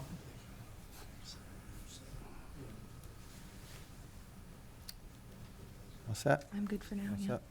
Yeah, at this point, yep. I don't think we have a DEP number, so. Okay, you guys all set for now? Anybody in the audience have any questions? Wait a minute, come on up. Just state your name and address, please. My name is Tatiana Hamawi. I'm at 66 Sewell Street, so I am on the opposite side of Newton Pond. I'm interested in hearing and learning more about how the phosphorus mitigation system is going to measurably affect our pond. Is it really going to improve it? Is there a way of measuring that? Will that save the town money in terms of the money we're spending to treat the pond? Does anybody have any information about that? We don't typically do any monitoring. We are well exceeding the requirements for the TMDL.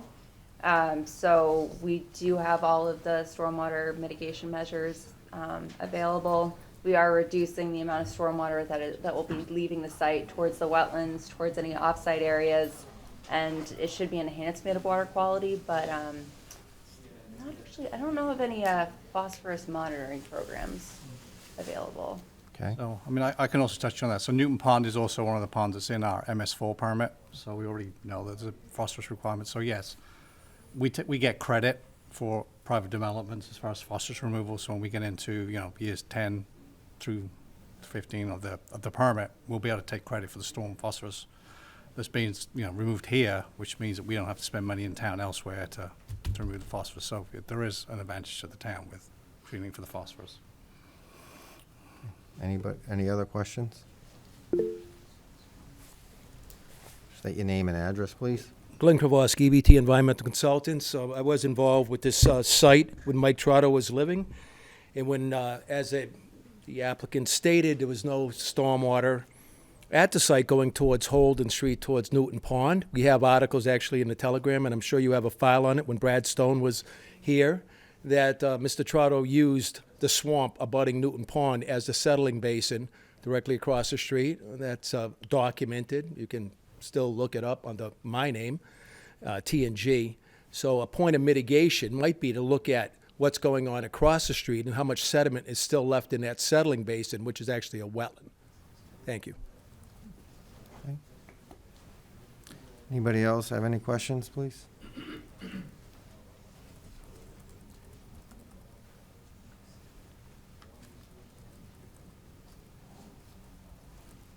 Hi, my name is Gretchen Nolan. I live on Bosworth Road in Shrewsbury. There's one thing that you need to really understand. Underneath this piece of land is an aquifer. It is covered in Shrewsbury, but it also spreads to Boylston, Worcester, and part of West Boylston. This is where our drinking water comes from. It is very important that the information we have is truthful and reliable. I would like to see a hydrogeologist look over this information and agree with it or not agree, or be helpful anyway. Thank you. Any response to that? No, I mean, they are in front of the planning board for a special permit for the Aquifer District, so that would be their jurisdiction, not necessarily the Conservation Commission. It is, it has been reviewed by Graves Engineer, Yeah. a third-party reviewer for planning board. Okay. Hi, I'm Lisa Clark. I live on Candlewood Way. And I appreciate the care that's being taken in meeting and exceeding guidelines. And it sounds like this, this plan will enhance our town, but we need to remember what this site is going to be used for. And having hundreds of trucks come into our town is going to drastically decrease the quality of our air. And I understand we're looking at water, but we are air and water. And so close to a school zone. And I mean, air quality is connected to every type of health problem. And so again, while I appreciate the care taken in these plans, do we really think this is going to be good for our environment? I don't, that's my opinion. Thank you. Okay. Any other questions? Sure. My name is Robert Heller. I live at 116 Sewell Street. I'm on the pond. And I wasn't aware, if you folks were aware, that last spring there was a loon that was living on the pond. I believe that's an endangered species. I don't know how that affects this project. I also agree that I don't think this is the area for this type of a project. 500 trucks a day, tractor trailer trucks, one accident with diesel fuel, and we're going to have a big, big problem for the entire town. I think it's a disaster waiting to happen, and I would never vote to have this type of project set up in our town. Also, there was a program that the town paid for to look at the future of our town and how it was going to be developed. And many, many of the statements in that 126-page report that the town paid for said that the northwest area of Shrewsbury should be very well protected. It should be used for passive recreation. All of the water sources that are there should be very, very strictly protected. And now all of a sudden we're going the opposite direction. And this is what the citizens wanted. So hopefully it's not just money that's pushing this whole thing. Thank you for letting me speak. Thank you. Yes, in the back.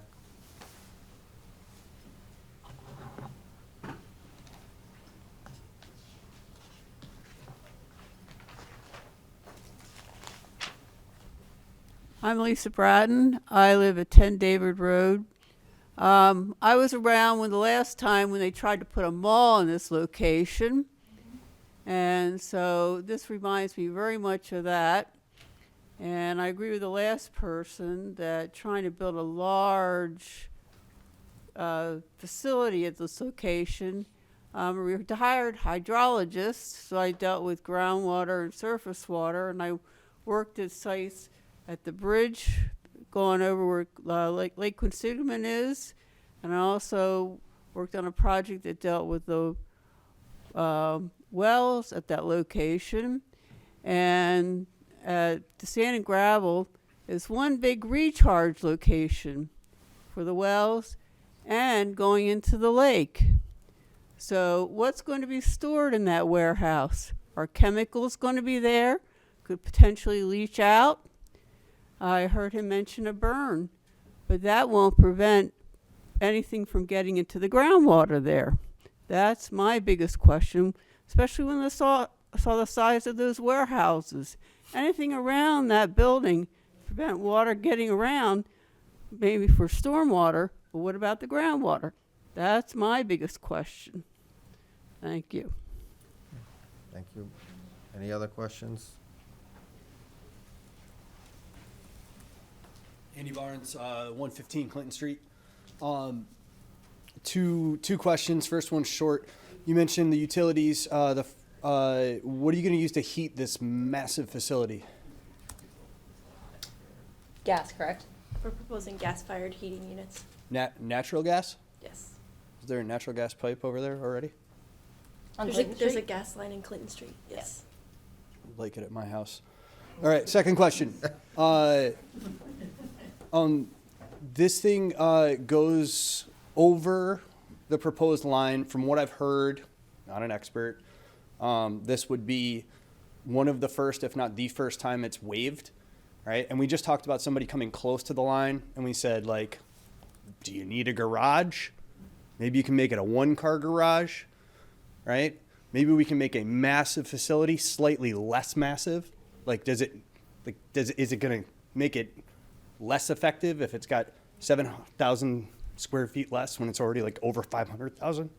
Like, why does it need to be over the line to begin with? I would love to know the answer to that question, because the plans intentionally put it over the line, and we're not talking about, like, you know, frivolous things like a garage to park your car in, right? We're talking about like this massive facility. And my third question, since I already asked two and I want an extra one, do we have any idea who's actually buying this thing and what they're putting there and how many hours a day they're doing it? I know that has nothing to do with the groundwater, but I'd love to know. Thanks. Guys, care to respond? Sure, I'll respond to the last question. Even though I think it pertains more to what we're doing with the planning board, we do not have a tenant for either facility. Just to clarify, we are the owners of the property. GFI Partners, our affiliate entity, 160 Holden Street is the applicant. We're long-term owners of our real estate portfolio, so we would continue to be the owner of this property. At this point, we do not have a tenant for these facilities. We're designing them on a speculative basis to be as flexible as possible to accommodate local, regional, and national companies to this part of Shrewsbury. Okay. Any other questions, concerns? Yes. Hi, Rachel Missel, 23 Cypress Ave. I imagine this will come out when we see the environmental impact report, but from my understanding, there will be trucks going through 24 hours a day, or the possibility of that. So I'm curious as to what kind of impact that's going to have on the wildlife in the wetlands, and whether that's going to be considered in terms of the scope of the project. Okay.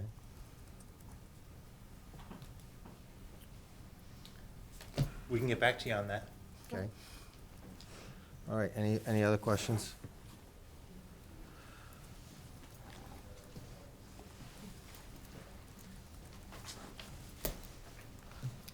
Hi, good evening. Krista Dupre, town meeting member, Candlewood Way. First of all, Mr. Truman, thank you for your efforts last summer for cleaning up the Newton Palms spillway. You're welcome. Greatly appreciated, as well as all of Got a the little other. bit more work to do, but we're almost Yes. We would love a boat ramp access sign so people know there's a boat ramp right there. That would be helpful too.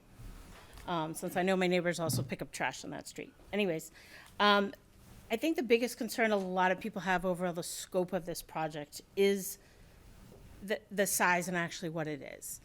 Warehousing was moved into limited industrial, I believe, in 2003. Do you have a question that pertains to the wetlands? Yes, I do. So, in regards to the size of this type of warehouse, it's maximizing every bit possible.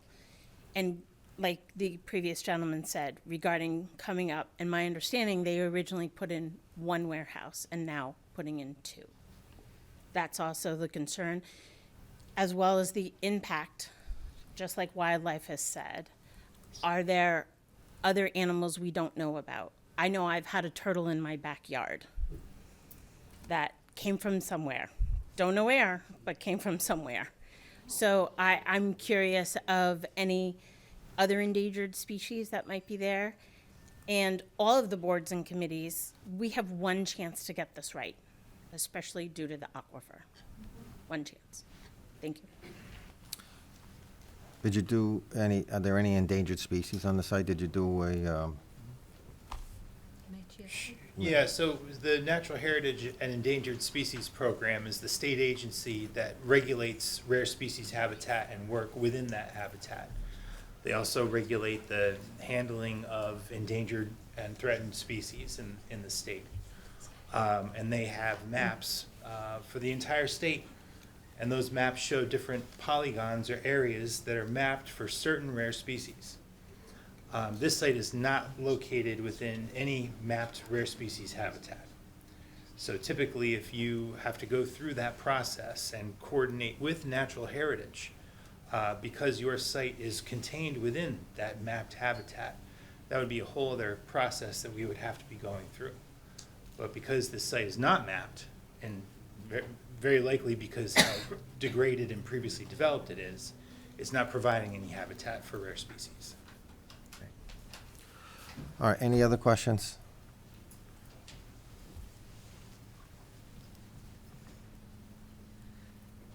Hi, I'm Paula Tebow at 121 Clinton Street.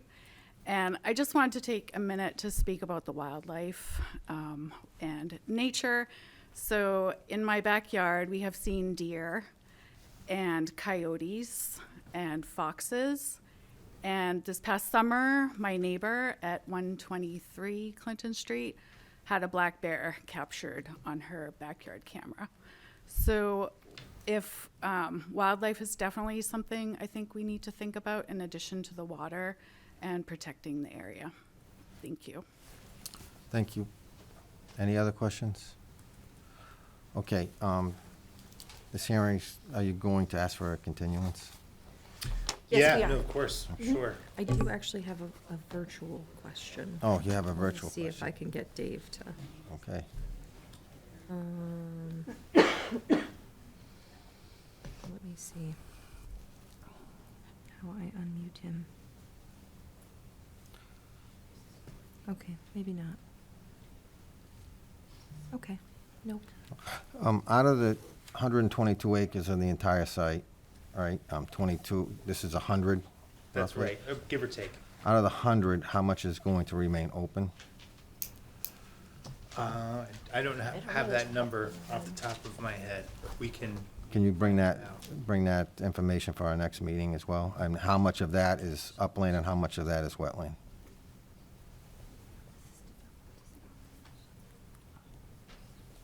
Now, when you say open, are you referring Not to? developed. Sorry, say Not again. developed. Not developed, so the lawn and landscaped areas? I would say any open space or non-disturbed area. Non-disturbed. Okay, so would stormwater basins be included in that? I just want to make sure I get the calculation right. So we have some lawn and landscaped areas, we've got stormwater basins that'll be naturally vegetated, we have our buffer zone restoration area. The area that's going to remain in its natural state, Okay, undisturbed. We actually do have that. I'd have to look and break it down from the stormwater report, but the calculations for HydroCAD do break down forested area, lawn Right. area, roof area, paved area. So I can certainly grab that for you. Sure. Perfect. Okay. We'll see you at our next meeting. Thank you, thank you.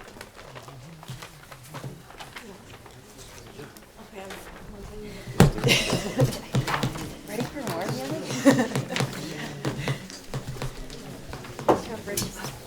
thanks.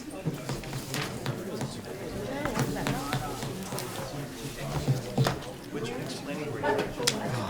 What's your next planning board? March 7th or 8th, and it's all So, traffic. moving right along. Hi. So it'll be drifters. We still have a meet, we're we're in a still meeting. we're still on. Yeah. We're moving on to Do you want to reach out by email? Okay. All right. Let's move right along. We have a new public hearing Notice is hereby given in accordance with the provisions of General Laws, Chapter 131, Section 40, and the Town of Shrewsbury Wetlands Bylaw and Regulations that Andrea Kendall, make sure I'm in the right Oh, place. I think we're at this one, 400. Yeah, okay. That Andrea Kendall, on behalf of Shrewsbury Land Property Owner LLC, 113 Pearl Street, Yep. Suite 300, Boston, Mass. 02110, has filed a request to amend the order of conditions to reduce and shift the building size and reverse.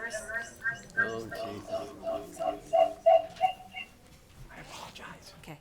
And reduce impervious area during the Can you hold 1 second? Tried to be ready. Am I too loud? during the construction of a warehouse and associated parking and site work at 440 Hartford Turnpike. Welcome. Hello. Did you submit hard copy plans, and I am just missing them in my pile of plans? I'm sorry? We did. I'm wondering if I need to dig through here, or if I don't need to dig through here. I'm just trying to. It should be in there, Okay, yes. cool. Then let me start digging through here. Okay. Okay. Bro, it's only gonna show that screen. I'm not switching anything. Good evening. I apologize for the noise disruption there. My name is Gene Sullivan. I'm an engineer, not an IT professional. I'm the civil engineer for the project and also the general contractor for the property located at 440 Hartford Turnpike. Also here tonight is Haley Palazzola, representing GFI Partners, the ownership entity that owns the LLC, which is Shrewsbury Land Property Owner LLC. That one's a tricky one.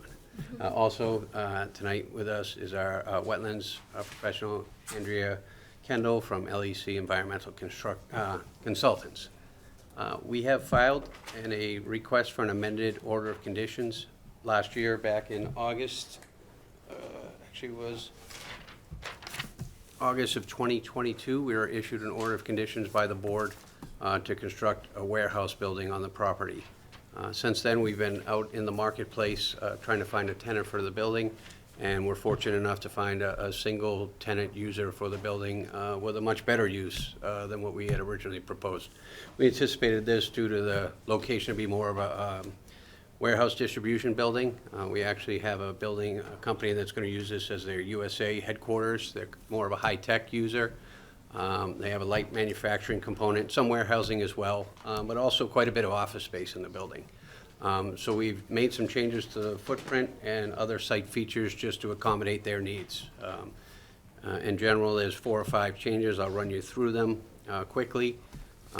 The building footprint has been reduced from 133,750 square feet to 121,200 square feet. That's just the ground floor. We have added back some second floor space. As I said, this is going to be their corporate headquarters, so there are a pretty sizable 2-story office component to the building. The good news is, in so changing it to more of a high-tech or office-type use, like manufacturing, we've eliminated 23 loading dock doors down to 3 loading dock doors, 1 drive-in door, and then 2 doors for compactor, 1 for general waste, 1 for recycling. So the facade of the building's changed. There's a lot more green out there and automobile parking as opposed to just a loading dock facing the highway. We also manipulated the footprint a little bit just for bay sizes and shape to optimize things in terms of how it sat on the property. But we did move it further away from the residential neighborhood to the east of us. It's kind of behind us, facing the building from Route 20. We reduced pavement on the site, just under 10,000 square feet in total. We did add back parking, but it was all on areas that we had planned to pave previously. And we added some landscaping or grass areas that didn't exist previously where there were loading docks.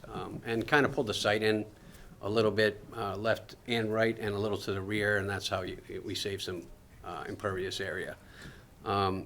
We also reduced the height 4 feet. It was 36 foot clear. I know it's not a big conservation issue, but We reduced it down to 32-foot clear just because of the nature of their business. They don't need the racking as high as some of the tenants we anticipated previously. We think all of those things are real positives. We brought the proposal to planning and had a same process we're going through here, really amending our approved plans with them. We closed the hearing the first night, it was about 10 days ago, and we're getting a decision next month. But all went very well. Two other things of note that are important to the Conservation Commission. We have not changed the limit of work at all. Although we pulled some things in, we use it to grade it a little bit better and more gently. We reduced some retaining walls that would be impacting our neighbors and adjacent properties. So we use the 20 feet we'd save on a side to drop a retaining wall 10 feet or things like that, as opposed to squeezing the site. We did not revise our drainage at all. Our stormwater systems are the same ones we previously provided in terms of basin sizes and areas and volumes. We tweaked some inverts because things changed a little bit, but we didn't change anything in terms of water, stormwater calculations. So the calculations we provided previously were, more conservative than they were previously.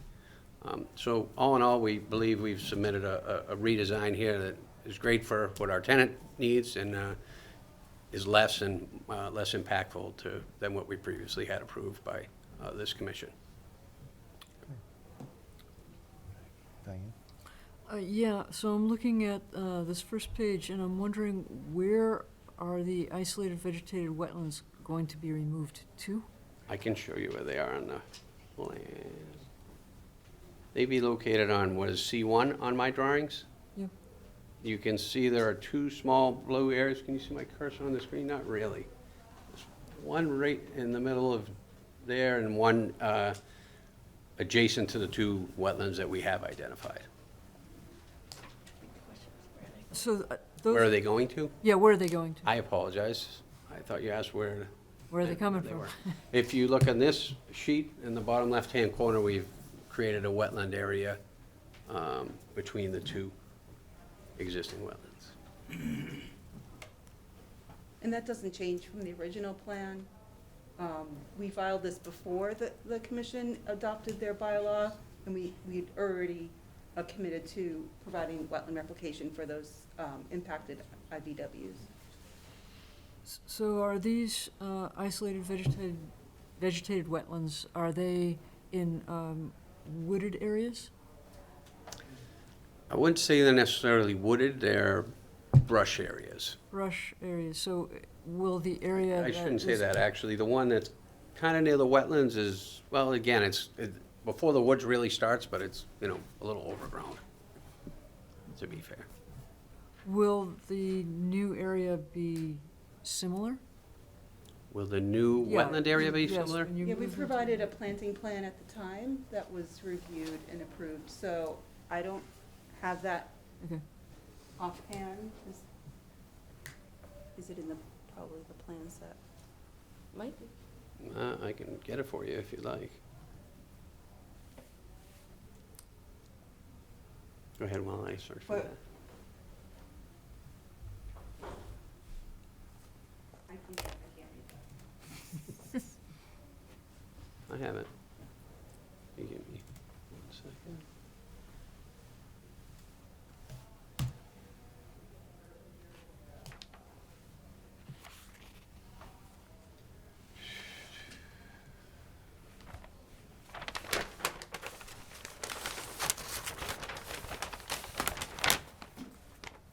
There it is there.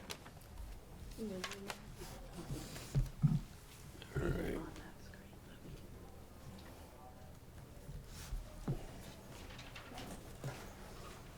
Be easy with my mouse to zoom in.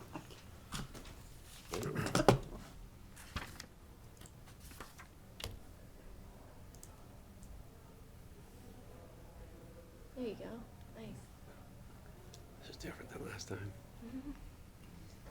What are you trying to see, the Oh, planting we list? want the planting schedule. That's the buffer zone, and then up here. We zoom in. So we're providing a combination of shrub and trees, and I believe this doesn't show if we're putting any ground cover. And probably a seed mix in there as well, but yeah. That's the buffer zone. Plantings. So we're providing a combination of shrub and tree species. Nanny Barrett. That's the buffer zone if you go back up to the wetland. There, your ground cover? The Right ground here. cover, that's where I was looking for. We're putting in 150 plugs, and cinnamon fern, royal fern, sensitive fern, New York fern, along with the plug species, and then a combination of shrubs and trees. Okay, and I have another question here. Where it says porous pavement as shown, are you putting in pervious pavement? Yes, we are, Thank you. for most of the employee parking area. That's wonderful. Thank you very much. You're welcome. What's that? So just to recap, you're pulling back the retaining walls and compensating with grading, so gentler slopes. Yeah, But you're not changing any of the wetlands design? not at all. locations? No, limit of work. The stormwater basins weren't touched at all. Okay. If you look at this plan, you can see the retaining wall. Oh, that's not the right sheet, but the retaining wall on the left side towards Stony Hill, which is where you see all the purple lines going up and down, that wall came over, say, roughly 20 feet. There weren't near as many lines next to it, which are grading up to it, right? So the wall used to be 30 feet high, now it's only 20 feet high on that side. And then on the bottom of the page, we actually moved everything further away from our neighborhoods, our abutting neighbors, and graded it off from there. And again, the retaining walls in that area got a little bit smaller because we had a little bit more room to work with. Awesome, thank you. I'm all set. You're welcome. Chase? All set. Thank you. Leah? I'm all set. Andy? All set. I'm all set as well. So, Okay. I think we'll close the hearing. Anybody in the public have a question? No. All right, I guess we'll close the hearing then.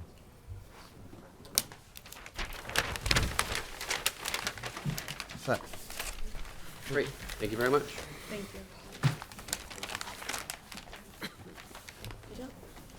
So Gray Lock. Let's continue. Want to announce it? And we're continued. Okay, so we have a continued public hearing for the request of a amended order of condition filed by Rashid Sheikh at 24 Cheryl Drive, Shrewsbury. This meeting has been continued to our next meeting of March 19th. And the NRAD has also been continued to March.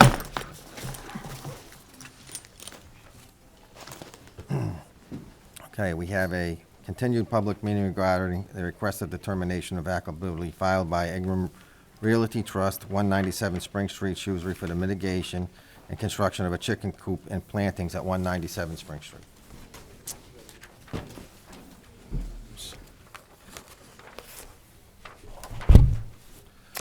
Hi, Mr. Chairman, I'm James Tatro from Azimuth Land Design, here representing Ibrahim Realty Trust, which is Mr. Al Hassan, who lives at this address now. This is a lot which was developed under an order of conditions previously, and Mr. Al Hassan was approaching, asking for the time to ask for a certificate of compliance, and it was pointed out that not shown on the approved plans had been his chicken coop. And what we're proposing to you here is that chicken coop, which covers about 177 square feet, and was in an area already proposed to be altered, proposed to be yard. He did not extend the limit of work from that order, but that we would do some plantings of total tree and 18 shrubs, covering about 400 square feet in this area here, at what is right now the edge of the yard. If you go out to this lot right now and you stood in the backyard, this is the edge of the lawn. and is also close to the wetland. And we were using the transects from the wetland scientist, the information that accompanied the original filing and order conditions to pick out those plants. They had seen red maple and jewelweed, and we're going to plant again a little over 2 times as much area, replanted with the plants that had been there before this was converted to lawn, and as mitigation for the chicken coop having gone in an area which was proposed to be lawn. Again, the applicant didn't extend the order, the limit of work, but that had not been shown on the approved plan. So again, what we're really here for is a mitigation. Again, summing it up as succinctly as possible, improving the quality of twice as much area as there was some downgrade of quality. Okay. I'll just leave it at that. Diane? These chickens, they come outside the coop and they run around? At times they do free range. Yeah. They're not 100% free range for like an hour.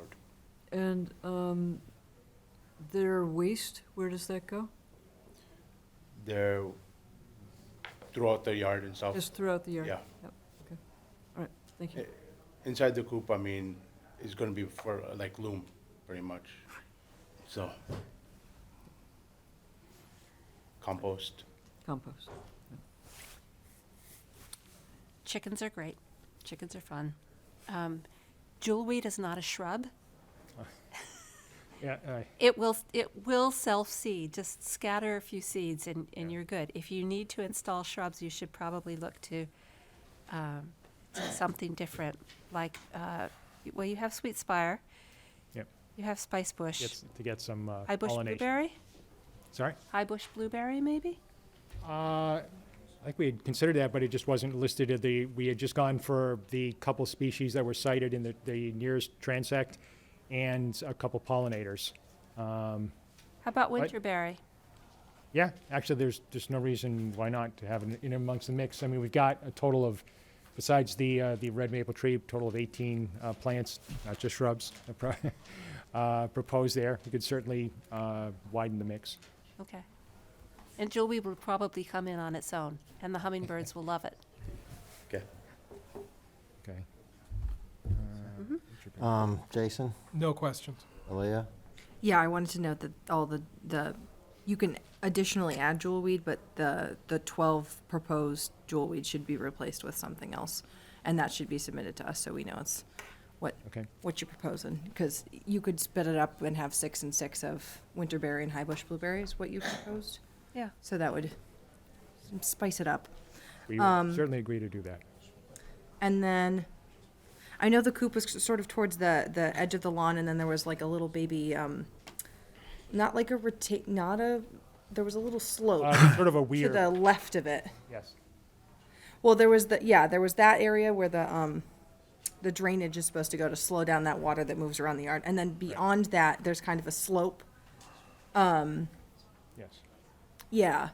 So I just wanted to make sure, because that's kind of, the coop is already within the buffer area. I wanted to make sure that no future things were going to happen there. So you could additionally install some perennial shrubs in that area so that there was discouragement to do. Where are we talking about? Right here? Let me There's see if I like can. a rock wall around that area. Or are you talking right by that weir or right beside the coop? Let me see if I can find my photos, because I know we had discussed. Yeah, because there is that little rock wall, and then above there's kind of, it's built up, and then the wetland is below it. Okay. On the top of that rock wall area, I know you had, when we had discussed on site, you had said maybe you wanted to put a garden there. That would be more development close to the wetland. We want to That would not be do on that. that wouldn't be by the wetlands, would it? I thought you were actually talking about a garden being somewhere over. Yeah. That would be okay. Front yard garden, love that. I just want to make sure that because I know a possibility at the time that we discussed this, so your mind could have changed 7 times over at this point. But right below, right south of the chicken coop, you had proposed to put, because, you know, that would be easy peasy to take all of the Compost. yummy compost from the coop, put it right on your garden. I just want to make sure that area right south of the coop is not going to become more developed area. So you could install some perennial shrubbery just to be like, hey, this is the end of my yard. Not going to put anything else here. Okay. Okay. So like along that, Along the rock Along the wall. rock- Yeah, it would be a great spot for more, more high bush blueberry or more pollinator species would be really cool. Okay. High bush. Yeah, some high bush would be really nice. You get fresh blueberries in several years. that'd be nice. The chickens probably Chicken would probably. enjoy them.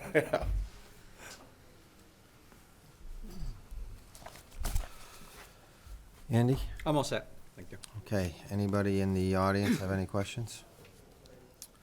Okay, would somebody like to make a motion? Mr. Chairman, I move that we issue a negative, yes? Determination. Request Negative. for determination of applicability for 179 Spring Street regarding the mitigation and construction of a chicken coop and plantings with the special conditions that in the plans, the jewelweed be replaced by a selection of 12 shrubs to include any combination of high bush blueberry and winterberry. And that some of those plantings go in front of the stone wall or weir to delineate the yard, and that any future gardens go in the front house. Okay. Do we have a second? Second. All those in favor to issue a negative determination? Aye. Aye. Aye. Thank you. Thank you all.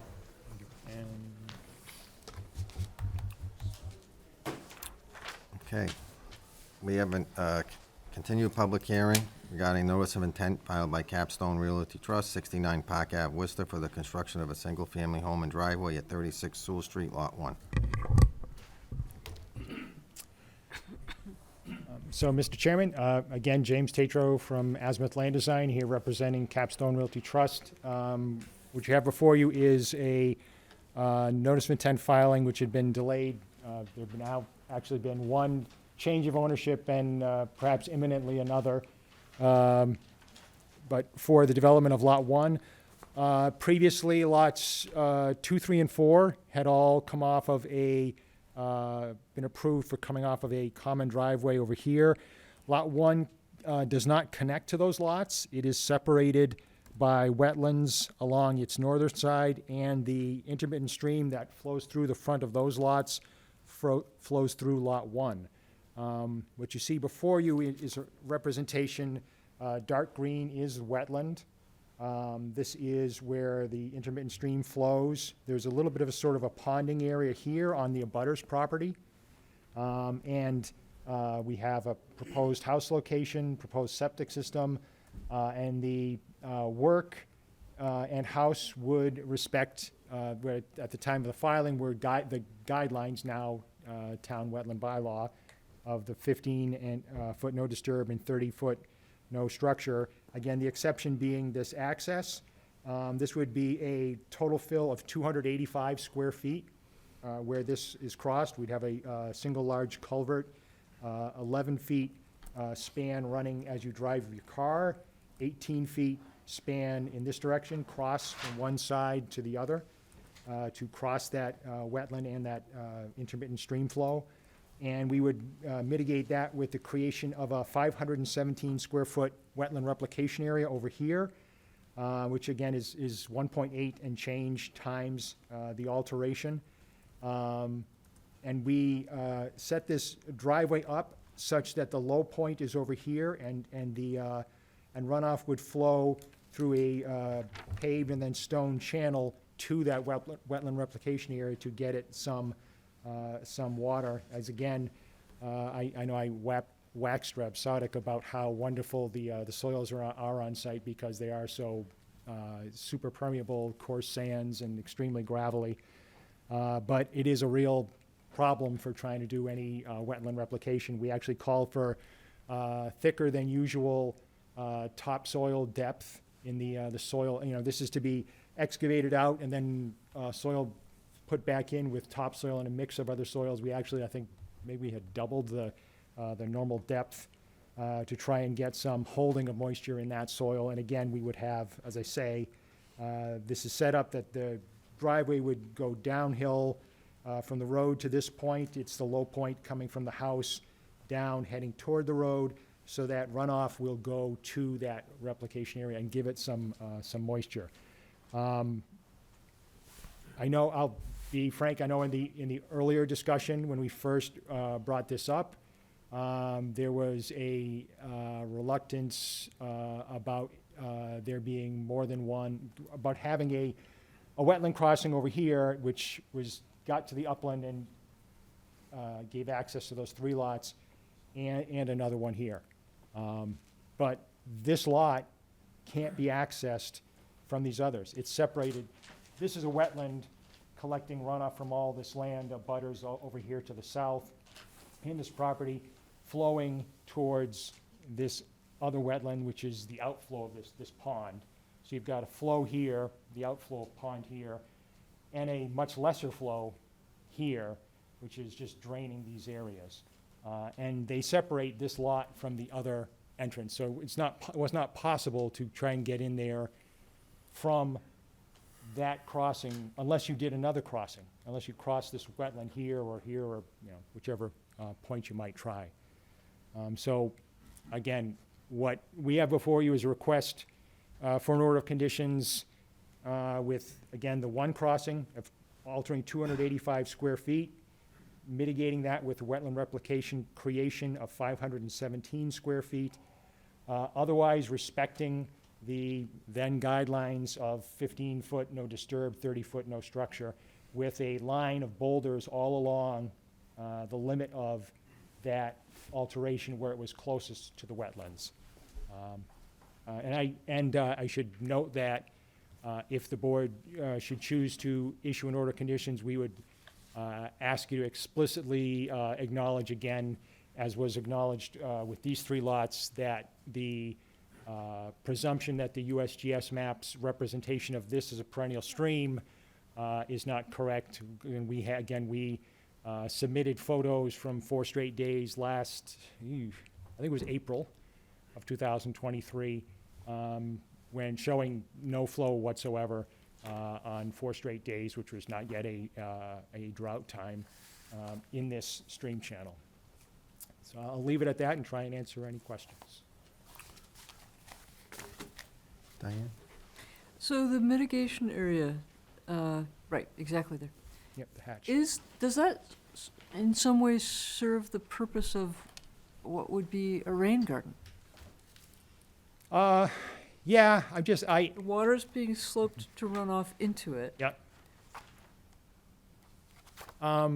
Usually, I always think of a rain garden as being an area where you're really sure of you're more worried in the other direction as far as the hydrology. Is this going to drain? Is this going to gum up? And whereas here, again, with the super coarse sand soils, I wasn't thinking of it as a rain garden because I feel like it's in the opposite way. We're trying to desperately get water to it. And what plants will be in there?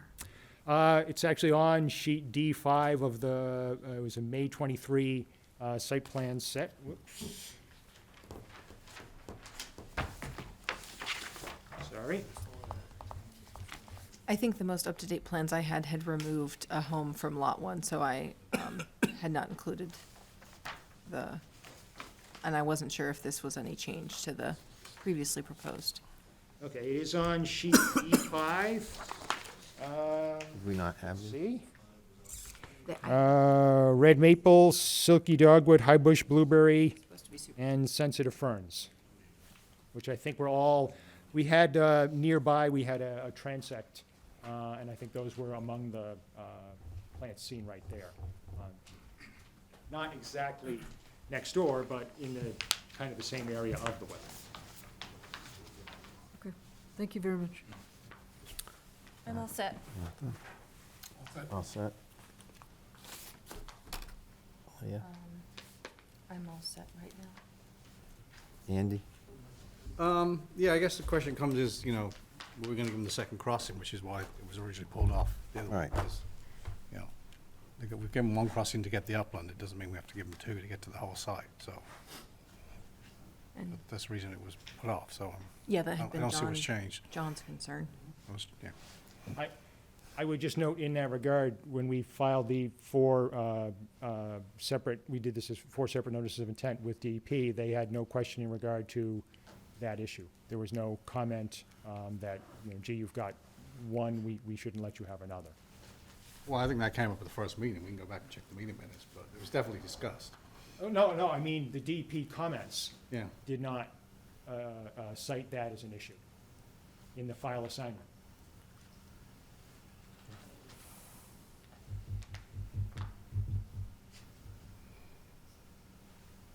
Did, are these this is a new plan? Have we seen this? No, this is the same plan? This is the same plan. We had just held- dropped it off from the, Yes, we had held off also because there's actually already been in January a change of ownership and perhaps imminently a second change of ownership. And there was a lot of back and forth between parties about what they were gonna do, and so we had held off. Because this was all filed under the parent parcel. Right. And then it was A&R'd afterwards, so when this first taken before us, it was one crossing to get to the whole parcel. but this had its own, they all had its own order of conditions. Yeah, because we get back to that issue where if we issue the order of conditions to the master parcel, it gets lost in translation in the deed, so ultimately we say we want a parcel for each one, but originally when this was filed, it was one parcel. And they showed it as 4 lots, but they had an A&R. And just for clarity, the previous orders of conditions were for numbers 23, 25, and 27 Sewell Street. This lot, Lot 1 would be number 29. And again, as you're noting, that this was set aside while 23, 25, and 27 went forward, and that also had to deal with the common driveway issue with the planning board.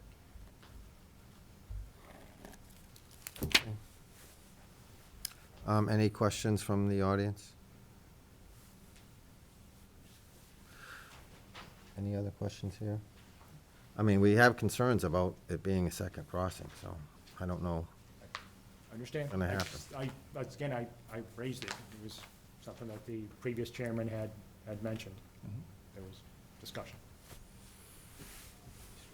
So what would you like to do? I guess I would like to close the hearing and see what the pleasure of the commission is and go from there. Okay, we'll close the hearing. Thank you.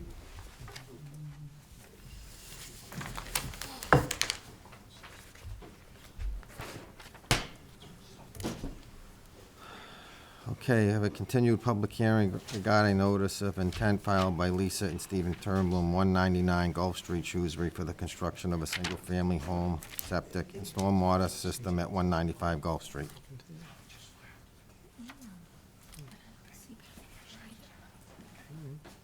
You all set? I just read it. You all set? Yep.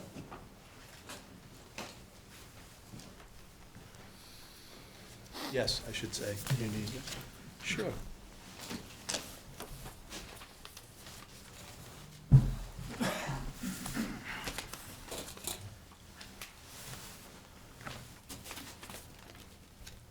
Do you mind if we move this a little bit closer?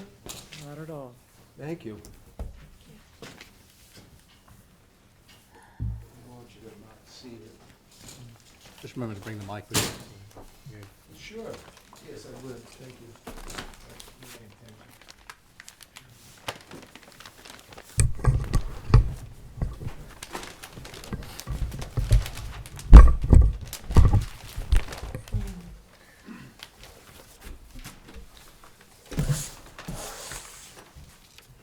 So, to begin, we will be asking for a continuance.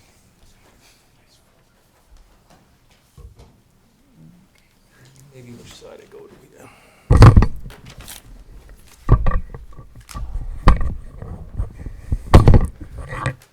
Thank you. Glenn Krawowski from EBT Environmental Consultants, Inc., Oxford. Mr. Steve Turnblom, Gulf Street, street number 199. 199 of this project. I live at This one- is 195. Oh, this 195. 195, yeah, I live at I'm 199. sorry, I understand. I don't try to keep everything in the head. So, this has been in front of you a while ago. We just submitted documentation to you today. We didn't expect that you would have time to review it. We did answer Ms. Kim Roth's questions that DEP had relative to the filing. So that's what you have now. I believe your agent would be disseminating that to you if she didn't already. I do have a couple of extra copies here if you don't have any on you. I don't think, But I'll be brief. I passed it virtually, I did not pass it. Thank you.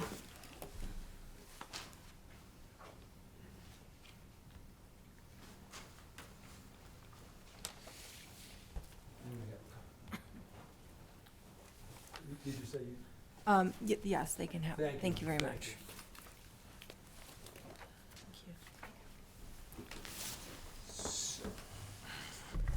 A single-family house, two-bedroom, is what Mr. Turnblom is proposing. He's had this general property since, if I can ask through the chairman. 93. Thank you. The first house he built was around 94, Yeah. prior to the river law. And then we've worked on multiple sites since then, 205, 199, 197.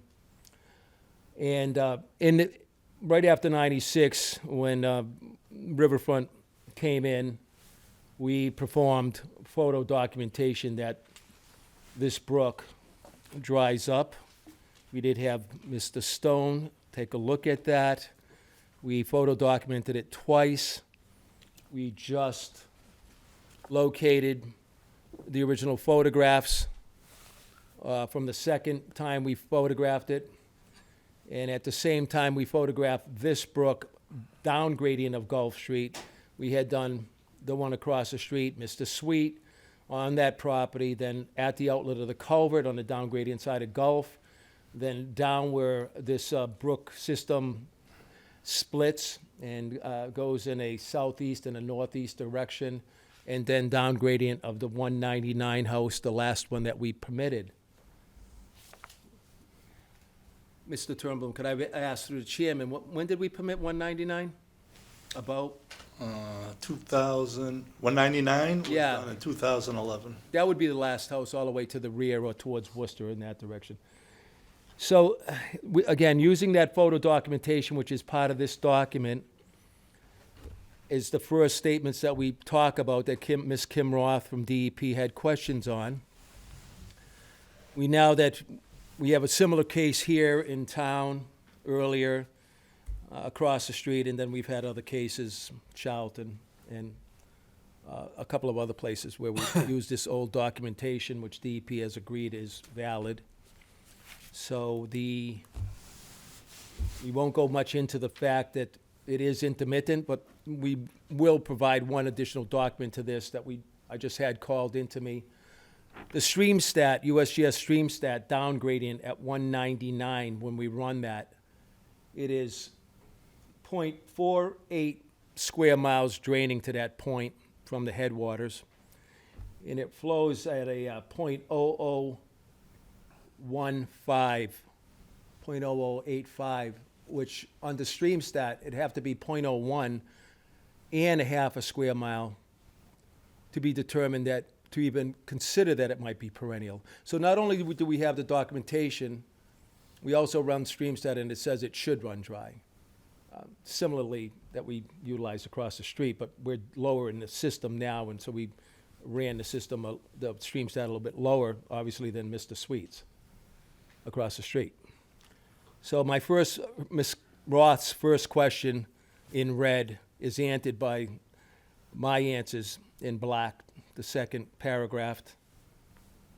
And then I'll go on to her other questions. Did we minimize or avoid impact to the resource area? This building is exactly on the 50-foot setback, and I believe Mr. Grenier might still be here. Thank you. He is the engineer of record. We did discuss whether or not the town normally under new construction will give a building setback. And we've heard that they don't, but that's just my statement, and that's statements to me by engineers. So we're at 50 feet.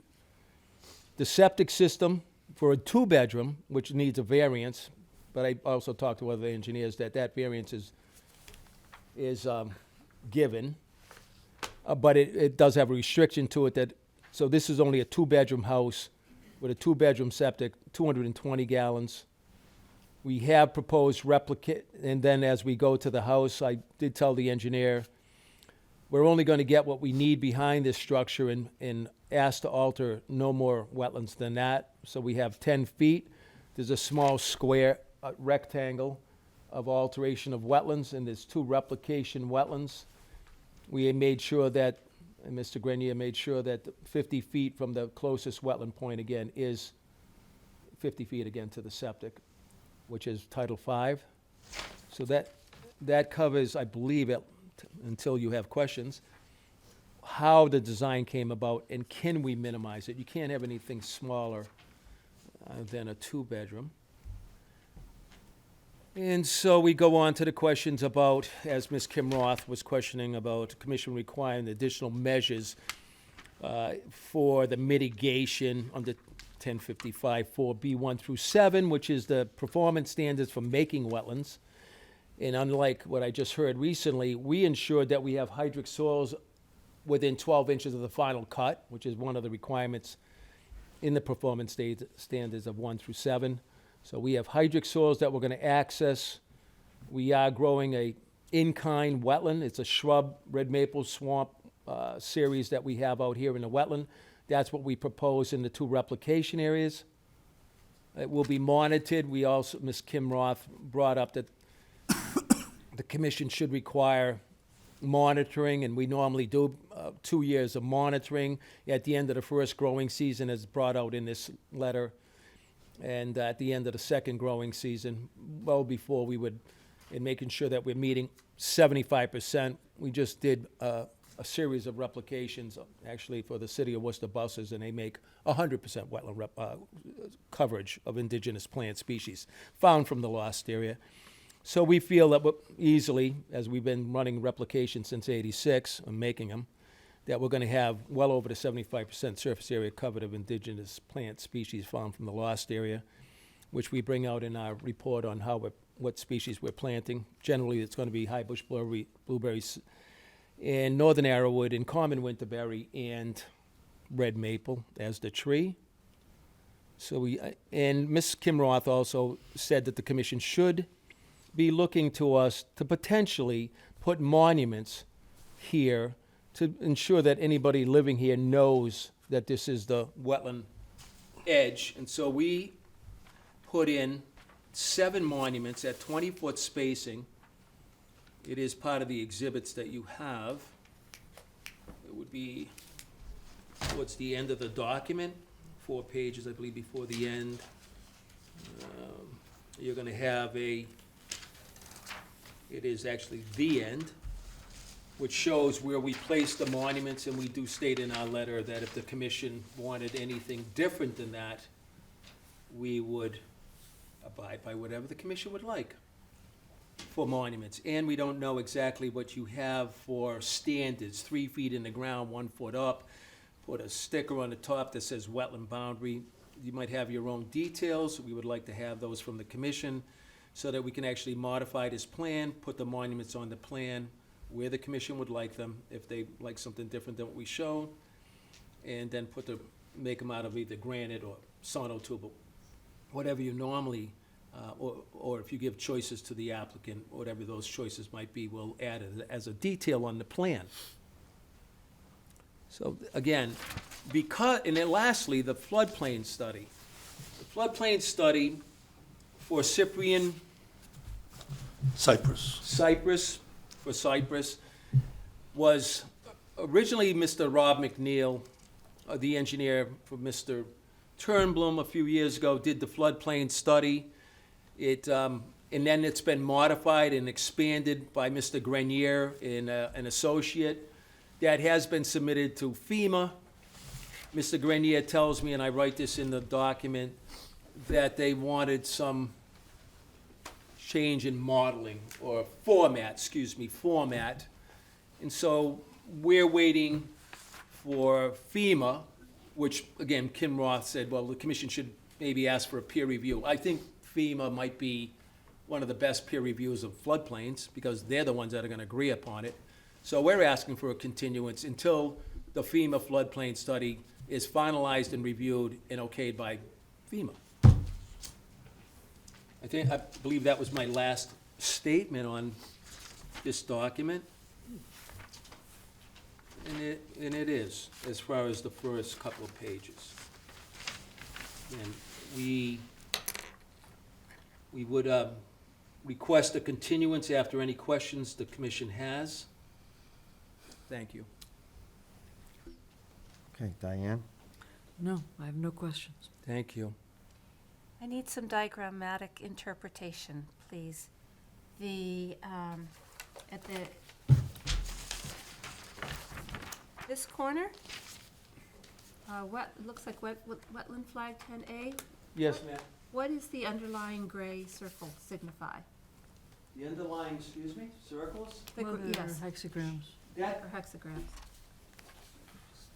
that's, I believe, Mr. Grenier's interpretation, or symbols for replication. The circles mean nothing. They could have been little tree symbols. Okay.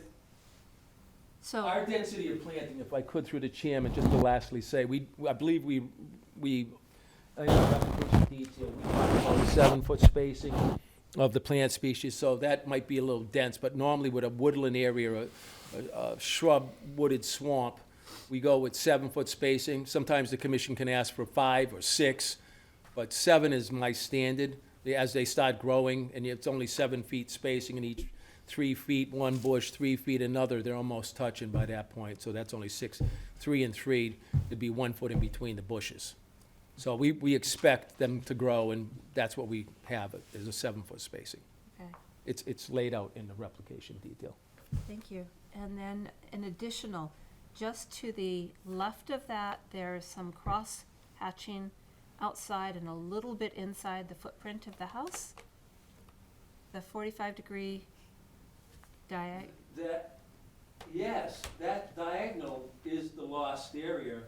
Wetland alteration area, there's a arrow which points to that on the left, right behind Okay, the left-hand side of the house. It's 1,047 square feet of lost area. thank you, I appreciate that. My pleasure. And then the 15-foot buffer, is that indicated on here? I see the 30-foot and the 50-foot. Thank you, ma'am. Because we are working on a continuance, we can put the 15-foot buffer, clearly, anything you ask, buffer on the plan. Great. Thank you very much, My appreciate it. Jason? No questions. Leah? Yeah, no questions right now. Andrew? Well, anybody in the audience have any questions? I guess we need time to review all your Yes, sir. your submissions, and we'll see you next month. One more last statement. I've just noted there's a couple of typos in here that I'm gonna clean up, and the stream stat will come in. Okey-doke. So you'll have that tomorrow. And that's the one that Kim Roth will have. She did ask that she be given, whatever we give to the commission, on her file number sheet. She wanted to see it too. So I believe my office did send today's version, but we're gonna beef it up with tomorrow's version. Okay, sounds good. Thank you. Thank you. Thank you, again. All right. We have a continued public hearing regarding the notice of intent filed by Lake 20 LLC, 360 Hartford Turnpike, for the construction of a self-storage facility and associated site work at 170 Hartford Turnpike.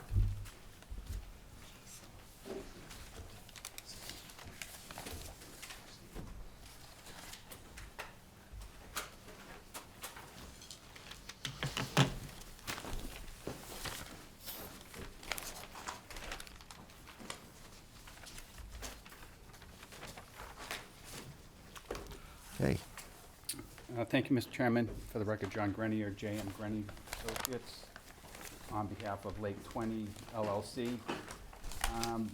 I can give everybody kind of a quick overview, and then I can get into the details. Originally, this piece of property was part of the Market Basket project.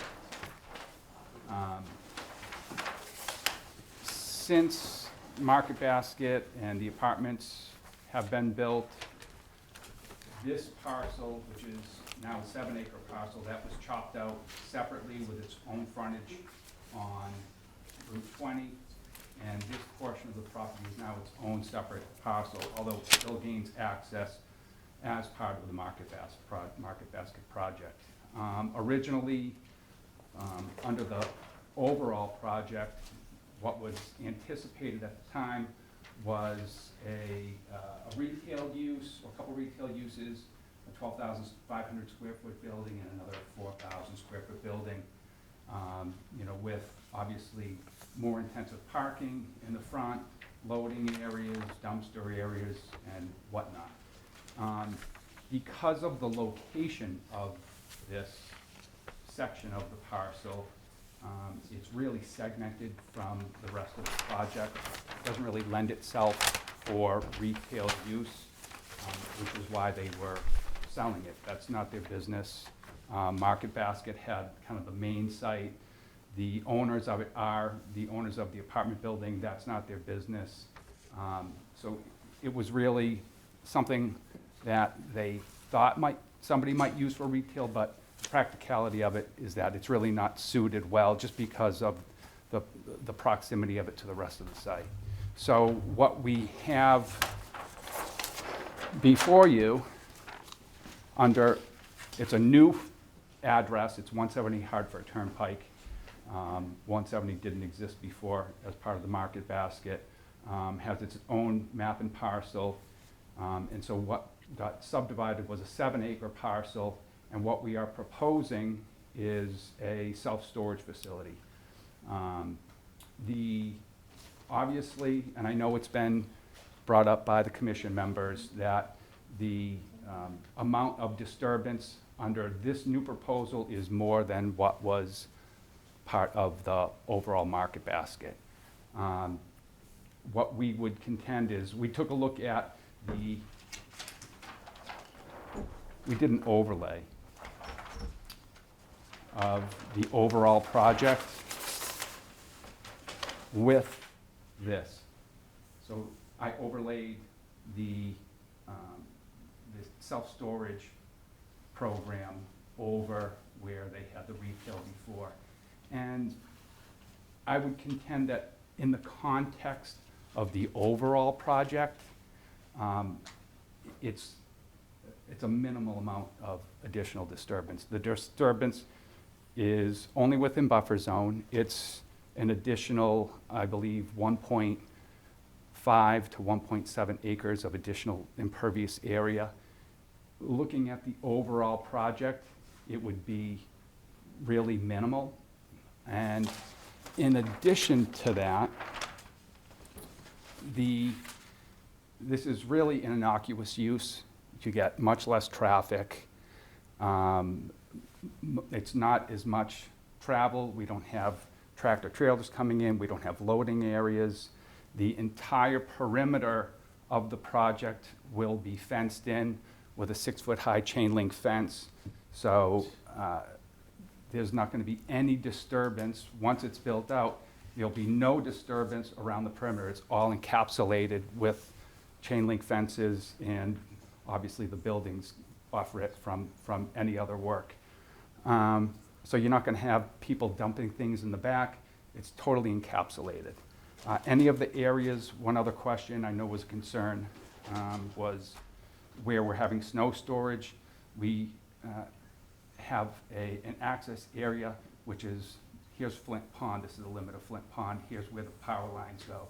We have a rather substantial area for snow storage that is well away from the wetlands, so there wouldn't be any, sandy, salty, frozen icebergs, melting in the springtime. If things do get plowed and they do have snow storage areas, they're not near the wetlands at all. We do any areas during construction that are disturbed outside of the footprint of the facility itself. We are planting with a mix of high bush blueberry and winterberry, which I hear is popular. And we're working with our wetland scientist. This site that is predominant in a lot of the areas is the high bush blueberry and the winterberry. So he suggested that we plant those areas. So again, those areas we have, I believe, between the shrubs and some tree plantings, we have like about 140 plantings going on in other areas that are at the perimeter of the site. And again, all of this will be fenced off. Nobody's going to be touching that or going in these areas. So although we do have about 1.5 to 1.7 acres of additional disturbance under this new project, we believe it's much less intensive. It will be encapsulated with chain link fence around the entire perimeter of it. So, and obviously we're capturing all of our runoff, we're treating our runoff, we're recharging our runoff, we're meeting all of the DEP standards for recharge to groundwater, for treatment of all of our runoff. And as part of the planning board process, it was also reviewed by the town's consultant engineer, Graves Engineering. And they reviewed this for compliance with DEP stormwater regulations, and they came up with a clean bill of health. So in their opinion, we do meet all the DEP requirements for this site as well. So I know it was a concern of yours, but overall, we think that it's a very low impact site, even though we are disturbing more area. And again, we've addressed all of the comments between town comments and DEP comments, and we hope that's something that you would look favorably upon. So with that, I'll put it to the commission. Diane? I'd rather not. I'd like to take a moment Sure. to think about it. John, as I recall, in the DEP comments, there was a concern about the extent of the development and particularly how close you come to the edges of the wetland. And I'm particularly looking at the right-hand side of the plan. I think that's garage 12? This is the original. 13, yeah, 12 and 13. Yeah. Right, it's so close to the edge of the pond. The closest, and those are the two closest points, from building 13 at this corner, where I want to say about 31 or 32 feet from the edge of the lake or the pond, and behind garage 12, we're about 35 feet to the pond. And those again are the closest 2 points, right there and right there. How about going down on? Down yeah, here? Yeah. The edge of the lake is right here, where you're gonna make me pull out a ruler, but these are the closest 2 points. I forget exactly how close. We're in excess of 30, 35 feet. Maybe there might be a point here, but that's the closest point on those two. So it's in any regard, we're more than 30 feet away at any closest point. It is a significant resource and a significant feature, and my personal opinion, which I'm going to voice, is that it's too close to a natural shoreline. And I know it's outside the 30-foot, but we're trying so hard to protect our lakes and our ponds. So that, I'm just putting that comment. And I understand that. But in the overall scope of the lake, The vast majority of the lake is residential. You have many other uses where people have, you know, their lawns going right down to the lake. They have docks, they have, you know, it's a recreational lake. This southern portion of the lake is less so, because it's on the other side of Route 20. Boat traffic you get much less boat traffic going under Route 20. It's obviously more restricted to get down there. But in the scope of the whole lake, the entire shoreline is left, obviously, natural. And again, once it's built out, we have 6-foot-high chain link fence, which for security alone is obviously going to be installed, even on the lake side. So it's isolated, and nothing is going to be expanded on after that. And these buildings, they're storage buildings. They're not multi-story storage buildings. They're more like garage style, 10-foot eave. People aren't going to be stacking boxes higher than that. So they're smaller, almost shed style, in the scope of them. Thank you. You might also look at the rest of the docket that is on the agenda, and there are issues at Oak Island nearby that we'll be dealing with a little bit. Okay. So, thank you very much. Is there community? Not yet, well, in a minute. Let us ask our questions, and then we'll definitely let you guys answer yours. Yeah, thank you, Mr. Chair. John, I just need to echo Martha's comments. Like, compare, and I hear you, right? And I hear your contention that there's not much more disturbance than originally proposed under the original plan. But it is still more disturbance. And Right. I agree with you. I'm not going to argue that. And I hear you. But, so there's that issue. It is extremely close to the shoreline. And yes, you've got, I mean, at least on this plan, it's 31 feet. Mm-hmm. I mean, and I don't, like, and none of us in this room know what's going to be stored in there. That's going to be on the owners and the facilitators of the project, right? None of us know that. But, and I'm sure it's in the rules and regulations that nothing hazardous is allowed to be stored in here. But that means absolutely nothing. Mm-hmm. You're 31 feet away from the shore. Like, that is pretty dramatic. The other part, just to raise this, if I'm looking at this, I mean, and I think we talked about this last time this was in here, there are a fair amount of garages that are within the 30-foot buffer. There's some corners that go within. Yeah. And I know we talked about this last time about maybe reducing the size of the project. That didn't sound like it was feasible to the applicant. I'm just very concerned at how Right. close this is. And to my contentions, I'd like to work with the commission to shrink the scope of it, almost in half, which, or by at least a strong third from what was the retail. It doesn't make it viable. Right. I would, if I could work with the commission and pull it back, and obviously give more deference to the Flint Pond the shoreline side of it, the shoreline side of it. Have no problem working with the commission on doing that. Okay. I mean, those are, Yeah. Again, Martha's raised them. Again, I think we all have them. We had them last time. It's Right. just so. And I would rather work with the commission. I don't want to try to come in and say, I meet the regulations and, walk out the door, even though I do.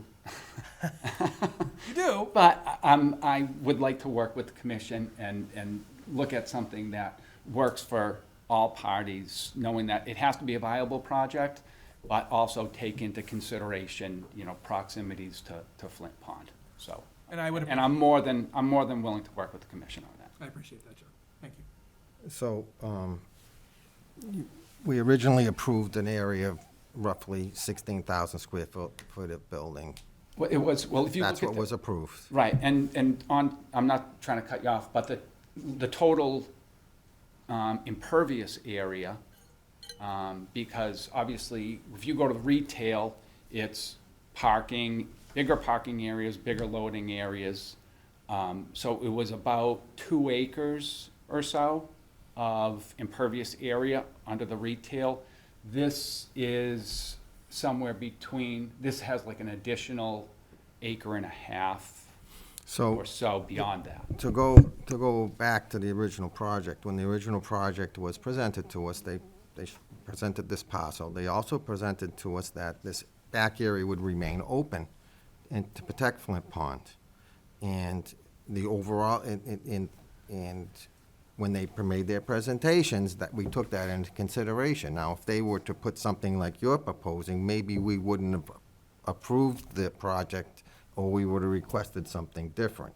Mhm. So right now, you know, what you're proposing is taking all the areas that they had promised to leave open and develop them to within 30 feet of the lake. Their project that we approved, the closest point of their building to the lake was 106 feet. So they were 106 feet away. For a building? Mm-hmm. So, I mean, I have no problem in approving something that we have approved and that there's an open order on, but, I mean, this thing is totally beyond the scope of what we originally approved. And I don't know what you can do to mitigate that. Well, like I said, I think there's a middle ground somewhere, that way we can make this a viable project, make it something that's gonna be, you know, again, where it's self-storage, your product is, you're renting space. So obviously, the more space you can rent, the more successful your project is going to be. But with that said, we can pull it back and try to do something that is, especially on the Flint Pond side, you know, less, you know, pull back from the Flint Pond side and try to make it something that, and even in areas that we're disturbing over there, you know, to make up grading or whatever, we could do additional plantings, do trees, do some, there are a lot of invasives in there. This site was at one point hogged out from all the gravel, so there were invasives that were, you know, spread out throughout the site. So I think there's ways that, besides just pulling it back, we can also improve the vegetation out there, give some more buffer zone to Flint Pond. But again, I'd rather work with the commission on that, and if it's something that maybe I can talk to Aaliyah offline, and we can try to. It's gonna have to be substantial. It's gonna have to mirror almost what was already approved. I mean, there's an open order on this site. That's why, I mean, you could build what's here, what was approved. Well, there's a reason why what was approved for this portion of the site wasn't bought and wasn't built. There's a reason, it's because it didn't work. It didn't work for retail just because of the proximity of it. And with the amount of work that has to go in on site work to cut this practically in half, it just doesn't make it feasible. So I'd like to try to work somewhere in the middle, but to limit it to just what was the limit of work before, it doesn't work. You know. Okay, all right. And again, we're beyond the wetlands. We're meeting all of the zoning regulations. We're meeting in the master deed for this. There's restrictions on uses, things that can't compete with Market Basket. You can't have any food. You can't, no liquor stores, nothing that's gonna kind of take away from their brand. So you get really limited to uses And actually, our meetings with the people from Demoulas and the owners who own the apartments, they thought this would be a good use for the site. One, low traffic. Two, it can be something that would be like an amenity for the people who live in the apartments. So it fit in good with the program. The issue we have is it has to be substantial enough for it to be financially viable. And again, we can't cut it in half because it just doesn't work, but if we could try to work to some middle ground, we're more than willing to try to work with you on that. Okay, Alea? So I know we've discussed the structures to the wetland. Do you know what the limit of disturbance to the wetland will be? It varies. There are some areas where we're doing floodplain restoration, where all this planting is going and all of this planting is going, which obviously it abuts the wetlands because it's going to be hydric. It's almost like a replication area. There is a small length of retaining wall here, again, which is adjacent to the wetland in this area, and another area where there's a small wall, a 4-foot wall, which is with the off-grading that is adjacent to the wetland on this side.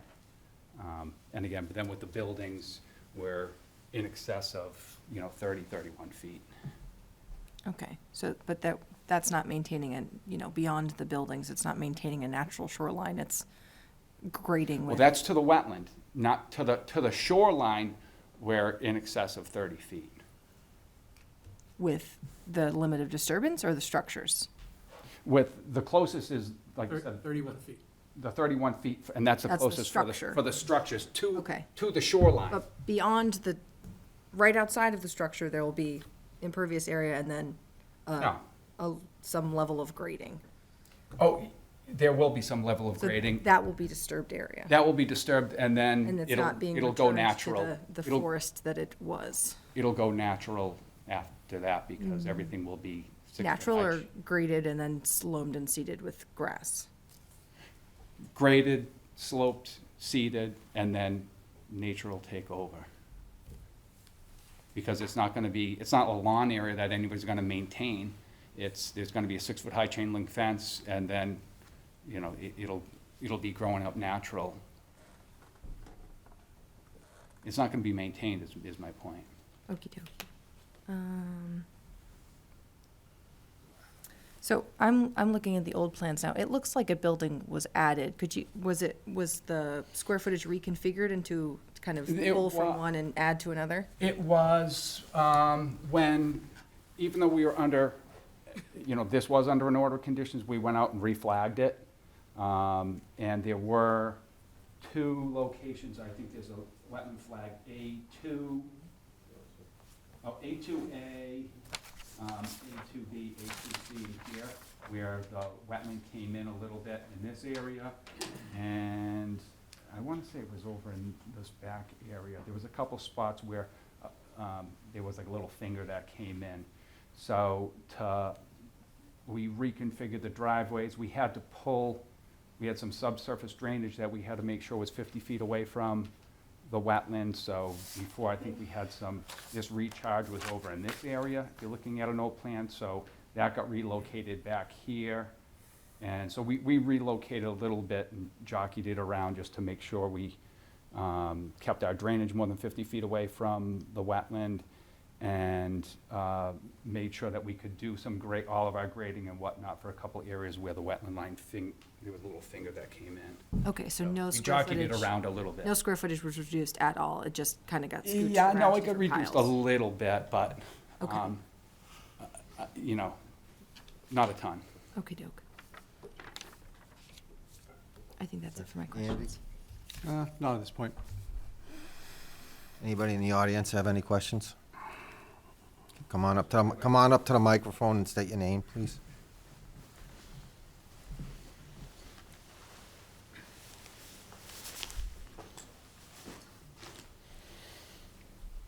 My name is John Mukai. I live on the lake.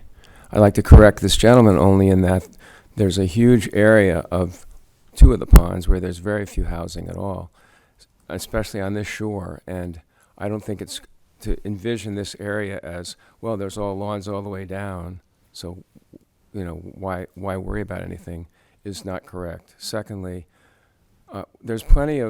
there's only one natural estuary that cleans the lake as an outflow. That's what the Flint Pond thing is. It's a natural resource.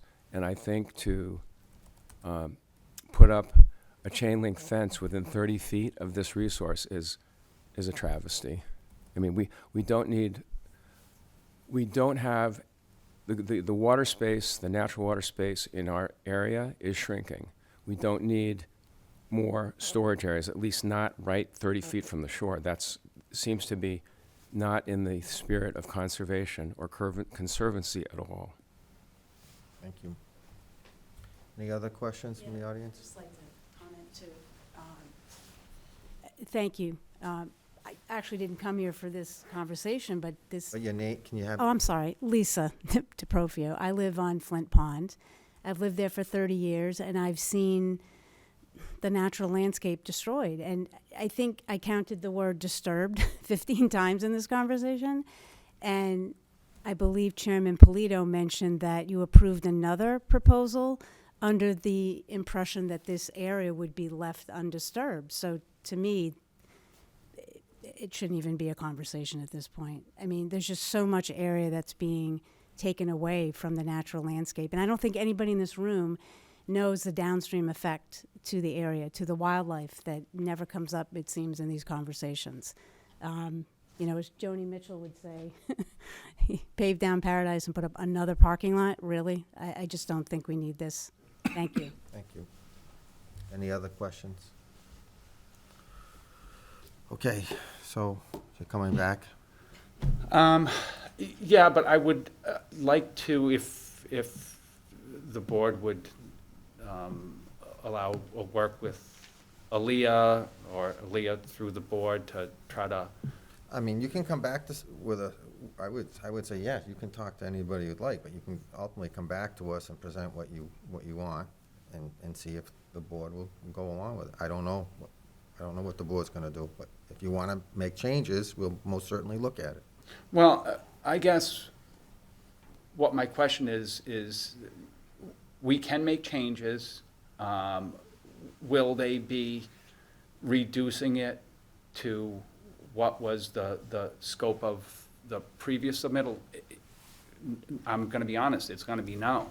But can we do something that's, you know, pull some of the buildings back a little bit? We can do that, but I don't wanna, if you're gonna say, if it's no way, not gonna happen, if it's only gonna be the limit of disturbance for the previous, I don't wanna waste everybody's time either on that. So, and I'm, with all due respect, I just, I wanna move the project forward, but I wanna be realistic as well. Anybody? I mean, I'll make a comment, John. Like, I would agree with Kip. Like, it has to be substantially reduced. Yeah, I have a concern about the shoreline, but there's an open order of conditions out here, right? We would have to close that at some point. Well, I think procedurally, if there's a project that a portion of it doesn't get built out, say if you had, say, condos and one phase didn't get built out, well, you could close out the portion. Oh, certainly. Because we no can work close was, it out. right. We can. And there are We're sites. asked to, but we don't have to. And there are sites that do have multiple, although DEP, just because it gets confusing, they don't like having necessarily multiple orders open, but it happens all the time. Yeah, but to that point, any new owner who comes in here has to deal with that title issue. But, and we're kind of getting into the legalese of it. Now, this is been chopped out as a separate parcel separate deed, separate address, separate everything from the balance of the site. It's still subject to that order of conditions. It was originally part of that order, I agree. And then the scope of this lot changed. I'm just So, suggesting yeah. that the owners of this site may want to rethink this configuration, because there's already an open order of conditions on this site that they're gonna have to deal with. All right? For you to get a new order of conditions, you're gonna have to deal with that old one. Or it's just gonna sit there on the title. Well, And eventually, they have to come here before us and ask for us to to issue, right, a certificate. But- We're kind of getting in because I'm it's one lot just and it's not. suggesting There's, to them, they may want to rethink a lot of this. right. Because there's already an open order. And we have to release that. So you just need to, I mean, it has to be substantial. I mean, you're going from 106 feet away from the edge of the lake from a building to 30. So if you need to substantially reduce that project to meet what was already approved. And if you can do that, fine. And if you can't, fine. Close. You tell us what you want to do. Well, May- like, Martha? Well, may I make a suggestion? There's a storage unit in Worcester that is built up, not out, I know on Route 20? Oh, there's on a- Belmont Street, the top of Belmont Street. There's several in Belmont. Shrewsbury too that are up and not out. Mhm. There's a It's a different, on some of those are like 3-story buildings, elevators, they're very, a lot of times those, they're very, very expensive. Very expensive to build. It And is. we had actually looked at that. And even on this, with the temperature, there's 2 temperature-controlled buildings. It's these 2, they're about 11,000 square feet each. And the proponent was even with the temperature control, because that gets expensive. It's just a bigger building. They were balking at doing some of the temperature control, even single-story, because it gets expensive. As opposed to doing the, basically single-story garage style.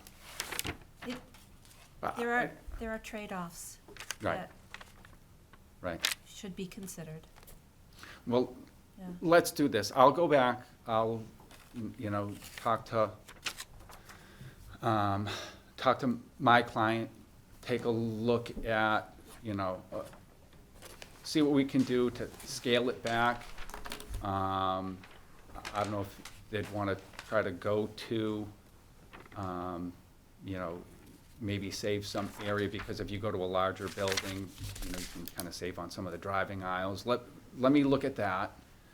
But I can't promise that it's going to be substantially smaller, but we'll do the best we can. And again, I'd like to work with the commission, but again, I'm trying to make it so it's economically viable too and still meet all the regulations. So we're trying to do our job and keep everybody happy, and to the extent that we can. All right. Okay? So you'll continue this next meeting? Yes, sir. Okay.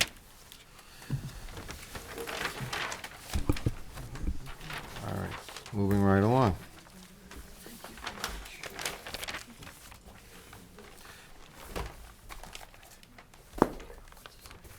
We have a continued public hearing regarding notice of intent filed by Melitos Chacharon, 115 Southwest Northeast Cutoff Realty Trust, 1 West Boylston Street, Worcester, for the construction of 2 commercial buildings with parking, driveways, commercial loading docks, as well as 2 stormwater BMPs at 369 Holden Street.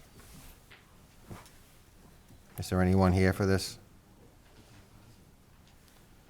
I don't see the engineer. Okay, I never got an email from them. so we'll just hold this to our next meeting. Yeah, guess so. Continue to March. Okay, moving right along. Business.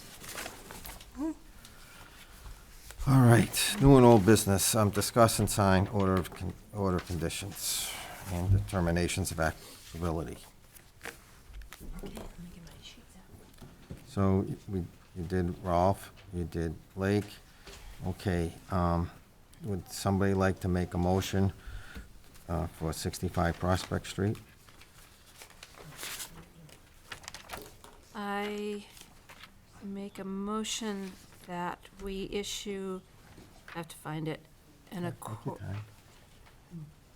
order of conditions for 65 Prospect Street for the construction of, wait, where are we? I lost it. Thank you, for the establishment of a landscape one cemetery, including the removal of trees and construction of cemetery infrastructure. Is there a second? Second. Any discussion? No. All those in favor? Aye. Aye. All right, And, next one would be 18 Quail Hollow Drive. okay. And I make a motion that we issue an order of conditions for the construction of a garage at 18 Quail Hollow Drive. Is there a second? Second. Any discussion? All those in favor? Aye. Aye. So the next one, I think, is 440 Hartford Turnpike. Okay. And Mr. Chairman, I make a motion that we issue an order of conditions to shift the building size and reduce impervious area during the construction of a warehouse, associated parking and site work at 440 Hartford Drive, Turnpike. I believe we're amending the existing, is that correct? That's Yes, correct, right? it is. We're amending. Yes, and amending it in an existing order of conditions. Okay, is there a second? Second. Any discussion? All those in favor? Aye. Aye. Aye. All right, so next one's lot 36, 36 Sewell Street, lot 1.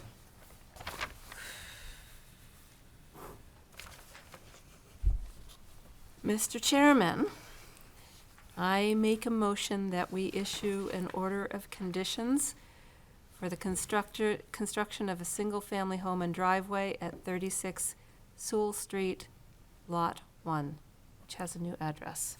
So do we want to have some discussion on this before we second it? Because wasn't Yes. there's some discussion, okay. Yes.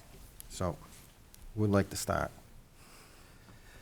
Well, I mean, I'll start. I mean, during the construction of these other lots, we, as Andy mentioned, we did allow them to make one crossing. Now we'll be allowing an additional crossing for this property.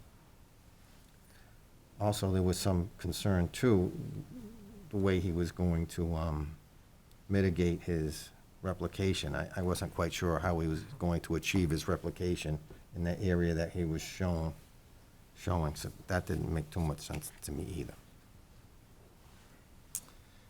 I would agree. I mean, we've already permitted one crossing to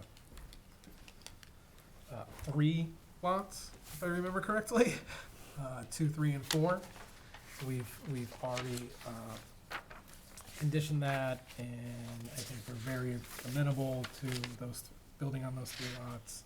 I think lot number 1, permitting a second crossing is just kind of outside, I think, good conservation and outside of what we should be doing. So I would be voting no. I have concerns about a second crossing as well, and my concerns mirror the discussion that we had for that large development off of Cypress Avenue, where just because there is upland doesn't mean that you have to develop it when there is a second crossing involved, wetland crossing involved. He did say that DEP did not raise any objections to that second crossing. That weighs a little bit, but I still have, I still have misgivings, and I don't think I could vote positively for this with 100% clear conscience.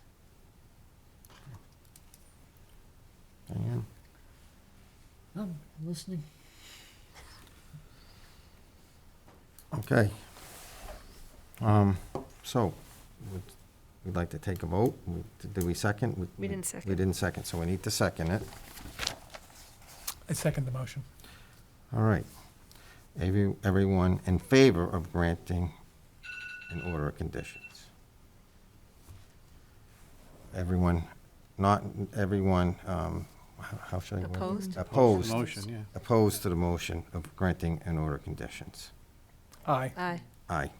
Okay, so the motion doesn't pass.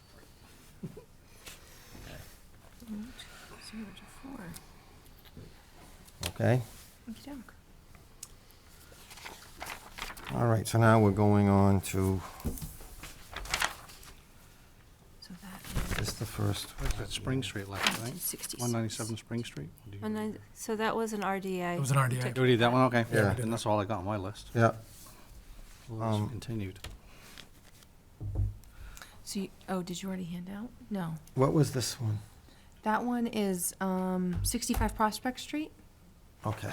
or the cemetery. Yep. Yeah, that's, And then I have, you probably did a vote without me because you closed Quail Hollow. Quail Hollow. mhm. So that will be 18, Quail Hollow is 1990, Yeah. And this one is? 1990. That is the denial of. Denial. Okay. And then So I 440 have- Hartford was the amended order. So I need one additional one for the amended order 285-1930. I just don't want to sign that RDA. Yes, so I That's was the gonna one make sure I want to I stay away noted from that. that one. And then let me get you guys some. So here's the three RDA signature sheets. 'Cause Kenny, you're just gonna sign two of them.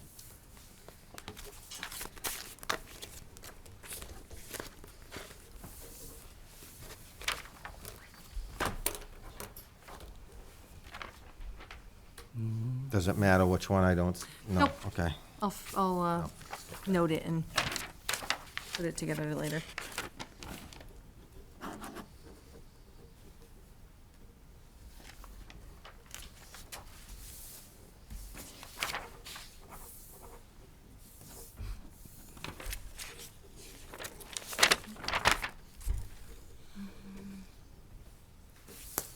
Don't sign that one. Why?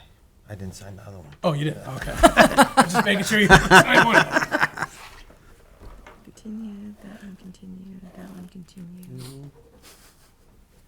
That one continued.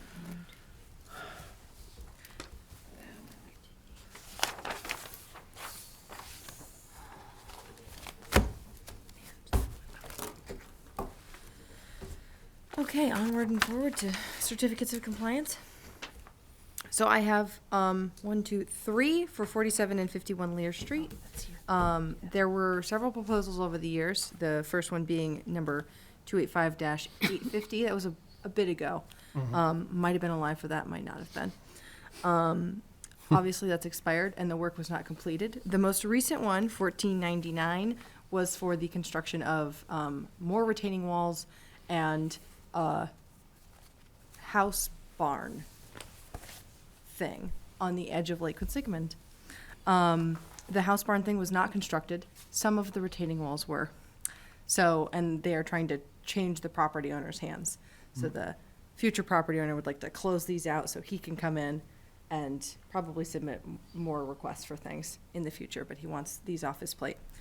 It looked pretty straightforward. It would be a partial certificate of compliance for $14.99 and just a closeout for $8.50 and $1,005 because those ones are so old. And then, yeah, just a couple of the retaining walls have been built for $14.99. So let me. Okay. Yeah. 5 Lupin Circle was also built several years ago. They had actually come to me originally for the approval to close out the house that had been built. They had actually already done that. They closed it out in 2002.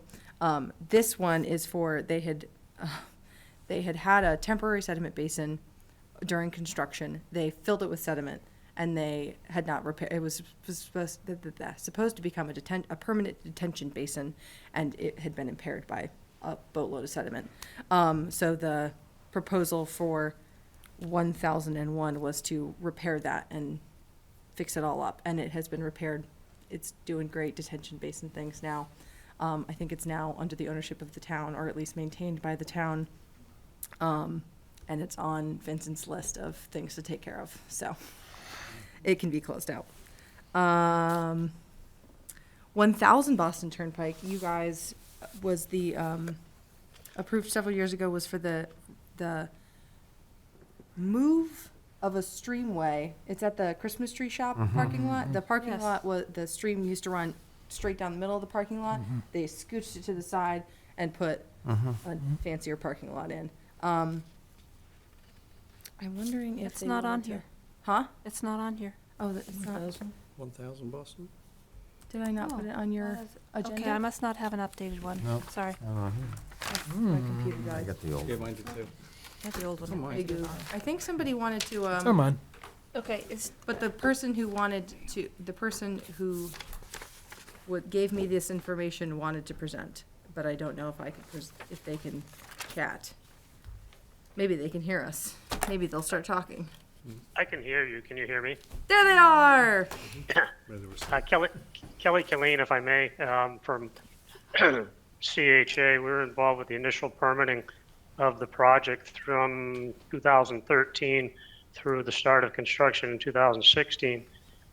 Construction commenced 2016 and actually was completed in 2017. There were some monitoring periods that went on, and then COVID hit. The project laid low for a few years, and the project is actually now for sale. So we're looking to close out the order of conditions and request a certificate of compliance. We did submit some paperwork associated with that, and I think the goals of the project were met. We were able to remove close to 2 acres of pavement from the riparian, inner and outer riparian in total. Also establishing a 5-to-1 ratio of BVW replacement. The as-built numbers are something to the tune of 11,000 square feet for mitigation versus the 22,000 square feet that we actually impacted. But if you've gone by the site, it's a much more natural setting now. Although it is constructed, it is much more natural than the riverfront area that we had there previously with the, you may recall that it was armored shoreline, if you will, in banks. They were revetments actually serving as sidewalls to a large retention area. That retention area has been replaced and relocated under the parking. We were able to put all the stormwater management mitigation in excess of what it previously had and introduce water quality measures to it to bring it up to current code. So we're here to respectfully request an issuance of a certificate of compliance. Okay. No, that was a great undertaking. It looks like it came out well. I mean, over the years, it's grown in nicely. I would agree. It looks much better than it did. Yep. Okay, Yep, so I was proud of that one. that's good. Thank you. Thank you. Thank you. 197 Spring Street was the, they were the chicken coop people. They had wanted to close out. I was like, no, you built a chicken coop. You've now approved the chicken coop, so we can close out the order of conditions. because I wanted to make sure they were on the docket before I closed this one out. And then, oh, I'm sorry, I skipped a couple because I had already checked them off in my head. 11 Sunset Lane, I think I had discussed last month. They wanted to close out the order of conditions and realized they'd done substantial work on the property that was not permitted, so they're going to submit a new NOI before they attempt to close anything out. And then 198 South Quinsigamond, 1850 we closed out last month. 1903 is still open. It sounds like they need to do more work with the stormwater. So I really don't feel comfortable putting my stamp of approval on it this evening. I think they're waiting for the big thaw before they can lay down more stormwater infrastructure piping. They had seen a pretty significant increase in like patio area because the top level, the top terrace of this property was supposed to be about half lawn and half patio / pool and is now entirely patio pool. So I wanted to make sure that, and we've been discussing it with Vincent and I think they're coming along with it, but I'm not sure if there's like a last step that they haven't finished. And Vincent doesn't have a stormwater permit for them because it was pre-stormwater permits. So I want to make sure it's all squared away before we put it in our little box. And last but not least is 136 Old Mill Road.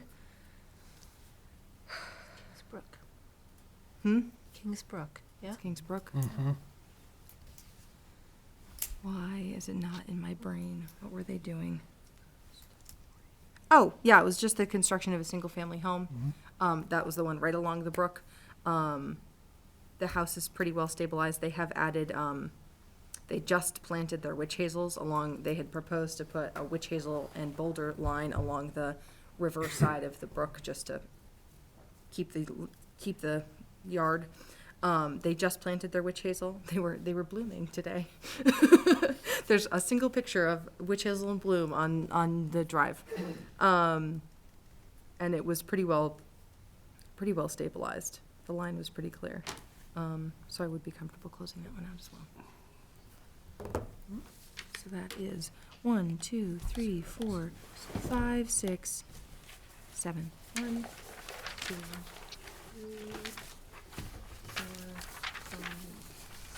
5, 6. Good evening. This is Joe Graham for 198 South Quinsigamond. Sorry, I might have I couldn't get off mute fast enough. I don't know if you can hear me. Yes, we can hear you. Okay. Just as an update, we did provide some updated information to Vincent earlier this afternoon, trying to illustrate that we did install some infiltrators in the rear area to take advantage of, or to capture the increased area of patio, routing it through a linear trench drain to provide some infiltration for him. So hopefully he has a chance to review that information. We followed up with an email or two to him illustrating that. So hopefully he has that information and we can work through that with him. Yes, I did see that email come in. I did not have a chance to talk with Vincent about it, and whether or not it would meet be up to his snuff. It also sounded like, so that was done prior to the installation of the patio. So did you anticipate that you were going to install a bigger patio than was permitted? That was all done, I guess, unbeknownst to, I guess, the design team, the builder. So continued on. is the infiltration structure still big enough if you have more impervious surface than was permitted? Yes, yeah. So Okay. we're comfortable And with that, and that's were what those we're calculations submitted to Vincent? Yes, Okay. that should have been part of that email earlier today. Okey doke. Well, I'll get a chance to talk with Vincent later this week, and we can see if it's possible to close it out next month. It sounded also like something additional needed to happen this year after it thaws. So I was a little confused about what more needs to be done and wouldn't want to close anything related to stormwater or conservation out before that is completed. Understood. Okey doke. There was also some erosion from where the arborvitae line was installed on the, what's the name of that bocce club? Knights of Columbus? Yes. the nice- On the Knights of Columbus side, there's some erosion going on, probably from the installation of the arborvitae. So that should be loamed and seeded and sprouted before the order gets closed out. Yep, yeah, there's a few areas that didn't, that he needs to rehydroseed it, that we made note of. So we'll wait for sunnier days and see if that can help us close this out. Okay. Awesome, awesome. Okay, we'll see you in the next month.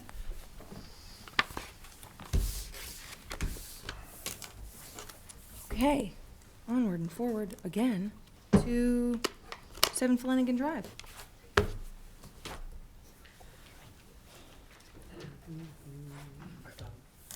Good evening once again. I think Brian is also online from our WDA civil engineering, but I do have some printed copies if That'd be great. Share? Okay, Mhm. awesome. Can you hear me? Yes. Okay, great. So this is this is the new, and this was the existing. Just want to kind of present that together.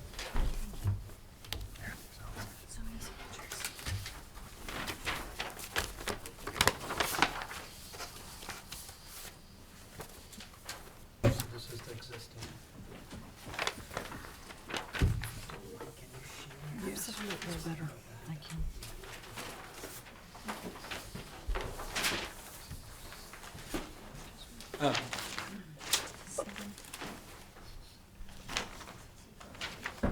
So Brian, I just shared the copies, both the existing and the new.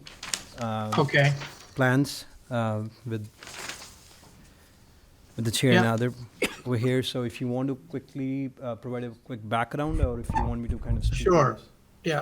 So the two plans that Bob just handed you, the one that has the coloring on it, aside from that, that was the plan that was approved under the order of conditions, except that doesn't show the straight driveway that was added, but the question we have in the back where you have the off grading and around the side on the plan that's not in color, which we show a new retaining wall towards the back. We'd like to do that, propose that as a project change instead of having to file for a full amendment. There's no change in the approved limit of work. It's just adding the wall, 4-foot high wall in the back and 2 walls along the side to improve the slope in the back and reduce the amount of off grading. So there would be no horizontal change to the approved limit of work. It'd just be a vertical change for the new wall. So we're just asking if that is something that can be done as a project change. We would submit the engineered plans for the vertical block wall. We can add the heights and elevations once the Versalock gets those back to us. Actually, I believe Bob might already have engineered. Brian, just to add on that, I'm sorry, didn't mean to interrupt, but we did submitted that as part of the retaining wall permit. The revised drawings with the approved from a structural engineer of Versalock has already been provided to the building inspector. Okay.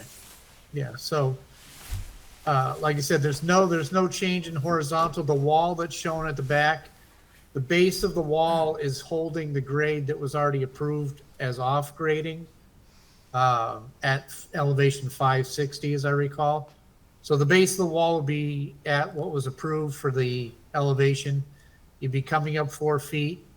That will improve the grade to the back of the house, and also it'll help provide for the separation of groundwater for the rear infiltration unit. So we see it that it could be done as a project change. We're asking if you agree, or if you think this is to the level of a needing to amend an order. Like you said, we're not changing the approved limit of work. We're coming up vertically and not horizontally. Is the house constructed? Yeah, sure is. And so it looks like you're picking the backyard up about 4 feet, Everything's coming up like 5 feet. 5 feet? Yeah. I think they realized once they got out there that the sewer wasn't, it's a gravity sewer, so it wasn't gonna gravity the correct way. At so the they picked the elevation. house up? So they The whole scooped it house up, at yep. 5 feet. Yeah, They picked the house up 5 feet? Everything's up 5 Everything's feet. Well, you should have come back to us before you did that. You changed the whole, you changed, you raised the whole house up 5 feet. I mean, you need to come back to us with a new file, with an amended order, I would say. Because the grading's. You changed the grade, you're putting a wall, we need to see the detail on the wall. I mean, that isn't 5 feet, that's a lot. You shouldn't have even built it unless you came back to us for a change. So I would ask for an amended order. I don't, it's up to the board. But I want an amended order. I'll support that. yeah, you need to come back with an amended order. I mean, this is totally unreasonable. Right, yeah, I mean, understandable. So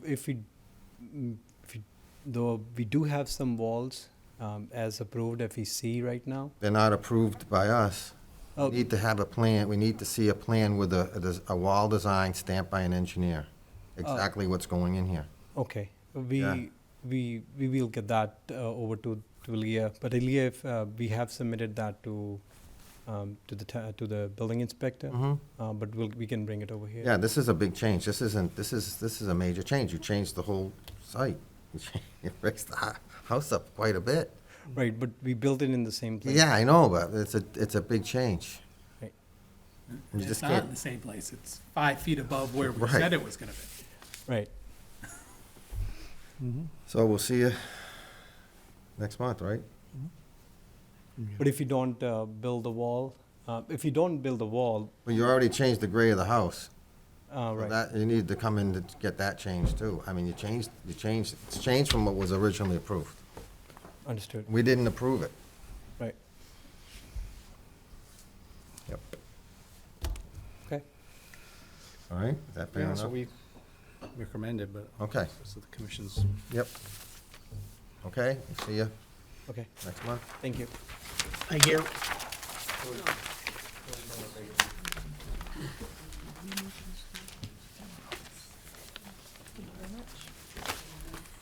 I'm gonna keep these, okay? Yeah, go for it.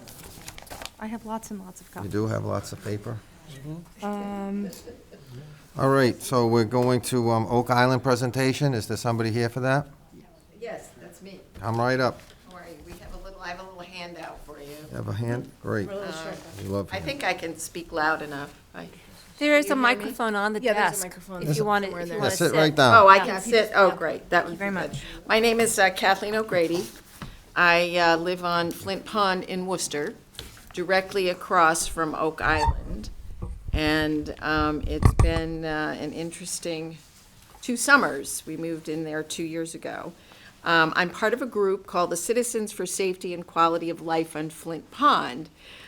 We organized after several summers of progressively more aggressive groups of jet skiers and congregations of people on Oak Island. As you know, Oak Island is a 6.8 acre parcel. It borders Flint Pond and the public boat ramp, the parcel we're talking about.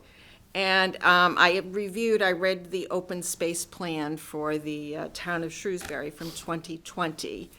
And Oak Island is listed as a permanently protected conservation area. And I assume that the Conservation Commission for the town of Shrewsbury is responsible for managing Oak Island. I spent an afternoon on the phone last fall trying to figure out actually who was responsible for Oak Island, and I kept getting transferred from one department to the next. And so, anyway, this is what I am assuming, maybe I'm incorrect. And if you are ultimately responsible for managing Oak Island, I believe you can make some rules regarding Oak Island. And we have noticed safety concerns that have escalated over the past few years, increasing activity on the island involving large groups of people. One afternoon, we did count 100 people there. They dock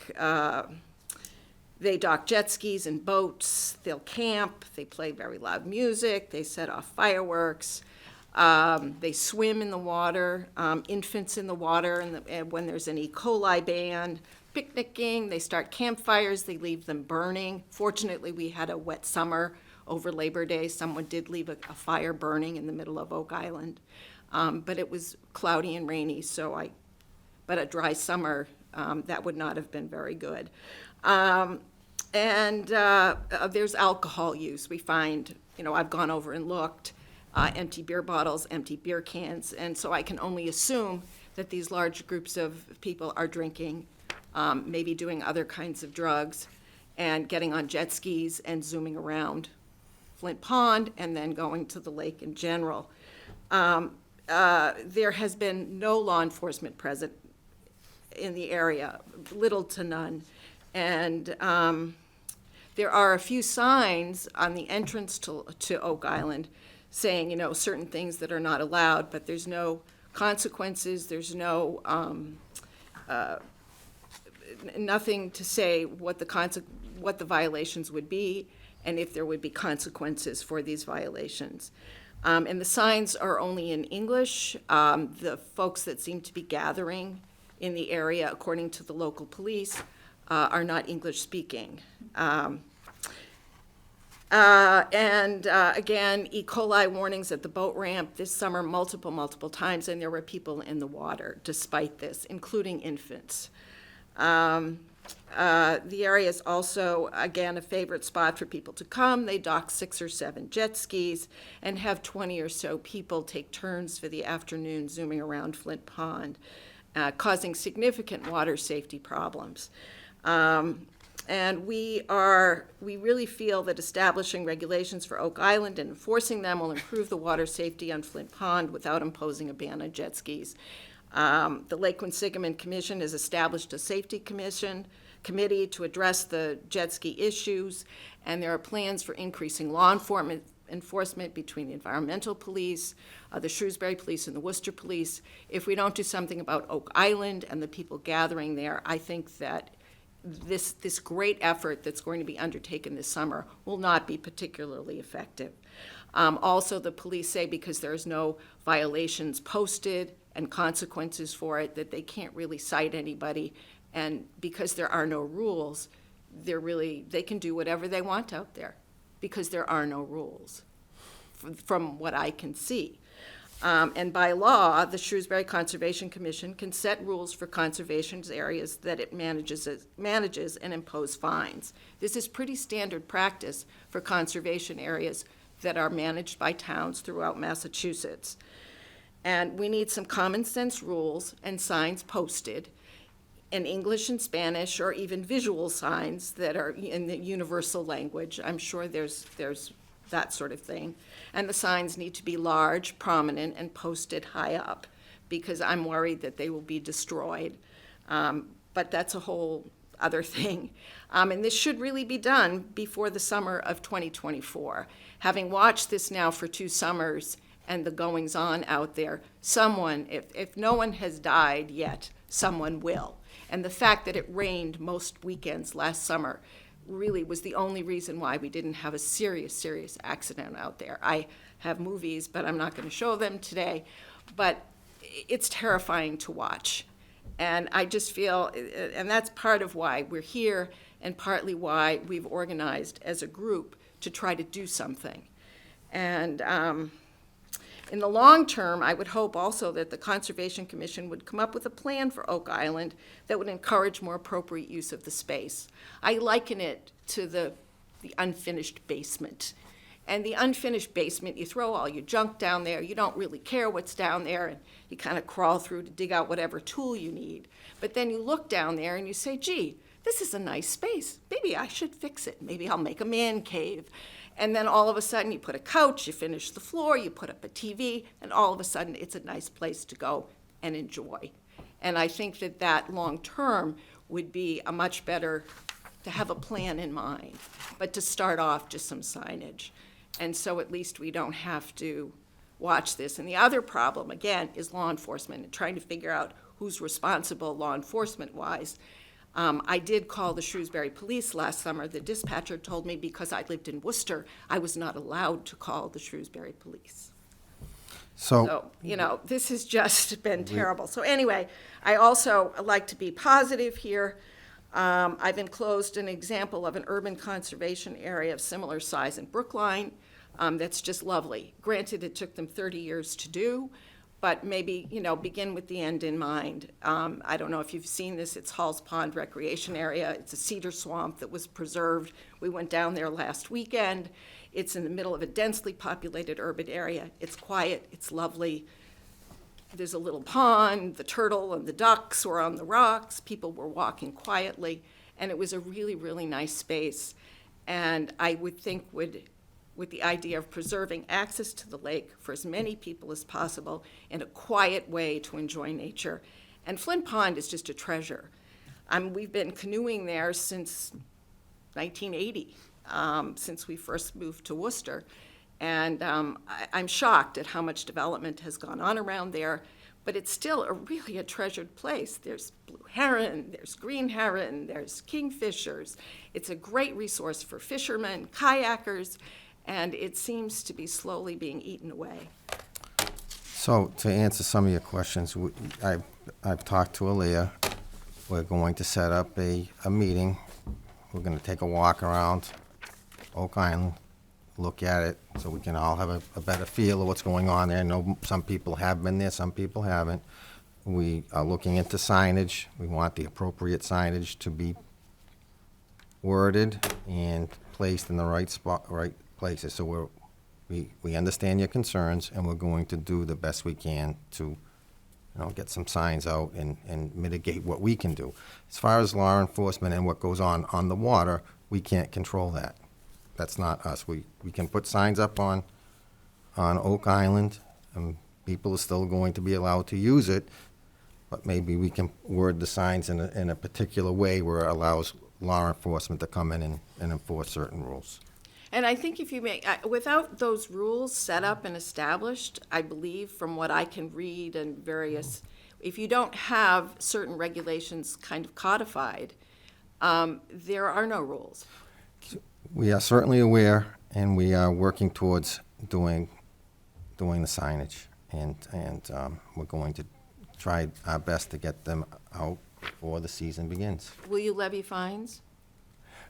So, can I Go right ahead. just make a comment?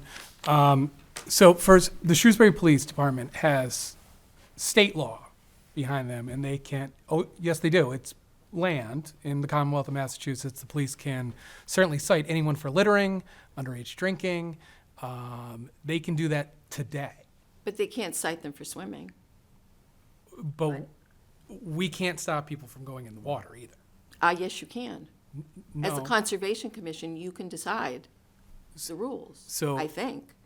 No, we can't. We can prescribe certain rules over land we command, but we can't just say you can't go into the water. We have no control over the lake. So, We have no jurisdiction over the lake. so who does?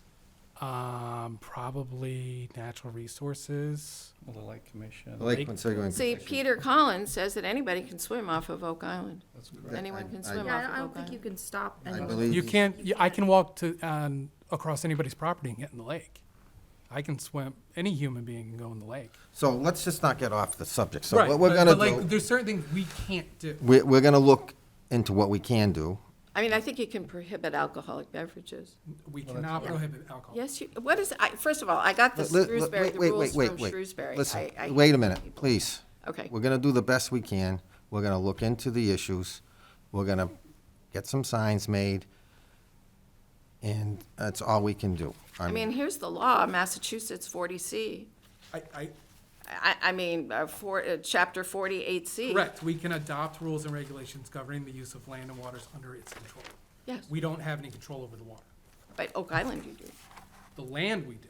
Yeah, so you Correct, can't but drink we on can- Oak Island. We can make rules and regulations that do not violate current state law, the Massachusetts Constitution, the United States Constitution, current and existing town bylaws. Right. So yes, if we have town council review all of that to give us a legal opinion of exactly what we can do, then maybe we can do something.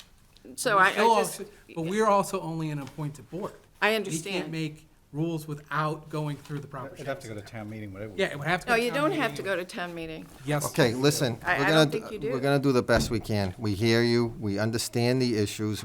How come Sudbury did it? How come Weston did it? I don't know, we're not, this is Shrewsbury. don't know the This is We're Shrewsbury. gonna try to do the best we can to get Okay. some I signs. don't mean to be fussy, Listen, but I do we're gonna think try that to do, the I'm consequences are telling quite you, severe we're gonna do for the not best we doing can it. to get the signs made. Thank you. Yeah, they do go. Okay, question? Sudbury, you can see, sorry, the Sudbury did go through town meeting. They did go through town meeting. Yeah, they adopted everything and has to be amended Their town meeting, so maybe you need to do that, but you need Yeah. to do something. You have another, Yeah. sir, do you have a question It in has back? been coming up. All right, ma'am, we're good. We're gonna move on. Do we have a question? Come on up and come to the microphone. Just a simple thing. John Mukai, because we did have a meeting with the police, one thing they mentioned was the more explicit the signage is as to the fines, the more they felt it was easy to enforce the rules. For, in other words, explicitly stating what the fine was and that's what they told us. I mean, there's a And so state it- fine for littering. So, I mean, they certainly but can enforce it's, it. in other words, if it was explicitly stated the dollar amounts for the fines, they felt they could enforce it more. We're gonna definitely look into it. That's just them not wanting to. We enforce understand we understand all your concerns. Okay. We're going to look into it, and we're going to do the best we can to get some signs made. Great, thank Do you. you have any questions, Martha or Diane? When will we meet? That kind of question? When? Yeah. We were gonna wait till the weather was better, so we could all go, there was snow last week, so Aaliyah was trying to pick some time so we could go take a walk around. Yeah. That's I what we can were- email we- you I about had that. discussed this with her a month ago. Yeah, this has kind of been brewing all winter long, because there was, and there has been discussion with a number of boards in town, there's been discussion in front of the Lake Quinsigamon Commission, there's been discussion in front of us, there's been discussion all over the place about what to do and who's in charge, and we're now figuring out, okay, who is in charge and how do we fix the problem? So we've identified the issue. Great. We're in the process of figuring out what the solution to the issue should be and who can actually enforce that. Right. And then the next will be actually implementing those solutions and seeing if they work. No, seeing it's, how they work. it's true. I Yeah. mean, it's just a huge, if you Yeah. have to sit and watch it, Yeah. No, yeah. It's really hard And I can to imagine it watch. feels very scary to be watching the train wreck in slow motion and going, I can't do anything about this. right, and I think we've watched it long, and it got worse, 10 years ago, this wasn't an issue. And I think the area has become much more urbanized, and we really have to account for that. Yeah, sure. Yeah, I mean, I'm part of this group too, and I think, you see our passion about it because we've had to put up with it for really since COVID. Lisa again, and I live on Flint Pond. I think what's missing here is the right hand's not talking to the left. Are you guys open to one of us join you on that site visit? I listened to one of your recordings a couple months ago, and there was agreement to do a site visit.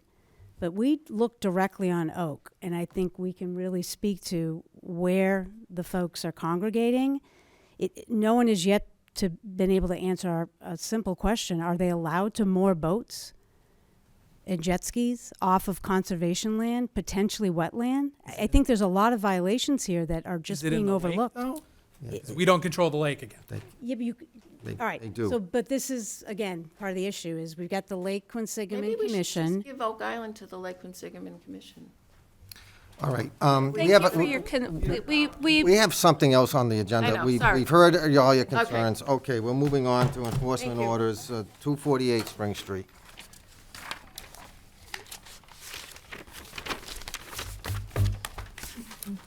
What do we got, Aaliyah? Nothing to show you, because everything's dead. So 248 Spring Street, we had a brief discussion about this last month. An order of conditions, the 248 Spring Street came before the commission to receive an order of conditions for the construction of a single-family home. They were denied by the Shrewsbury Conservation Commission. They appealed to DEP and were issued a superseding order of conditions with a minimum distance of 8 feet from the wetland to a structure. During, I think, an inspection of something else, it was noticed by a town staff member that additional work had been done closer to the wetland. Upon aerial photo inspection, there's a roadway beyond the previous defined edge of construction. So that's why we're here, because it's much closer to the wetland. Yeah, if there was a superseding order, why isn't the DEP? Yeah, we should be, DEP should be going.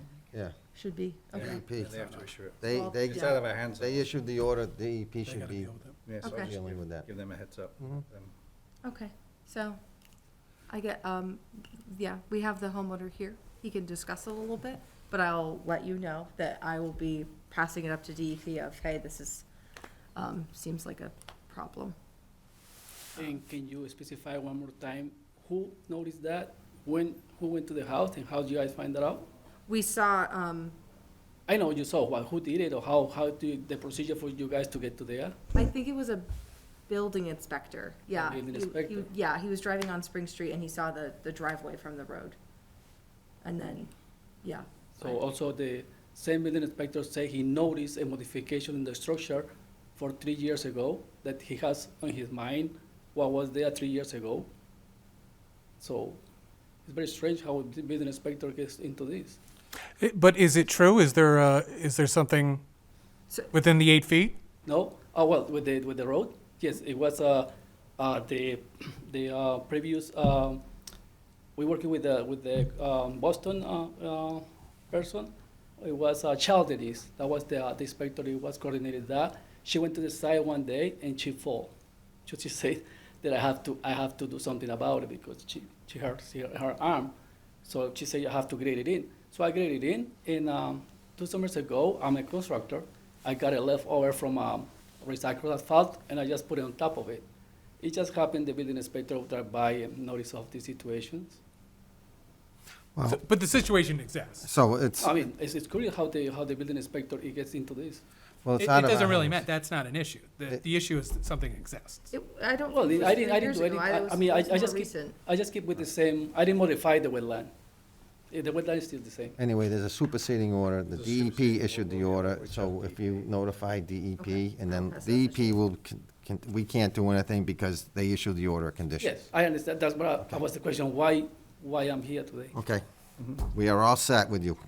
Well, yeah. Thank you. I mean, I had a lot of questions. I mean, how we get to this? Okay. Do we have anything else? I have been here for 4 hours. So have I. Thank you for your patience. Us too. We're tired. Anything else to come before the board? I don't think so. That's the last item on the agenda. We have a motion. May I make a motion that we adjourn? Second. All those in favor? Aye. Aye.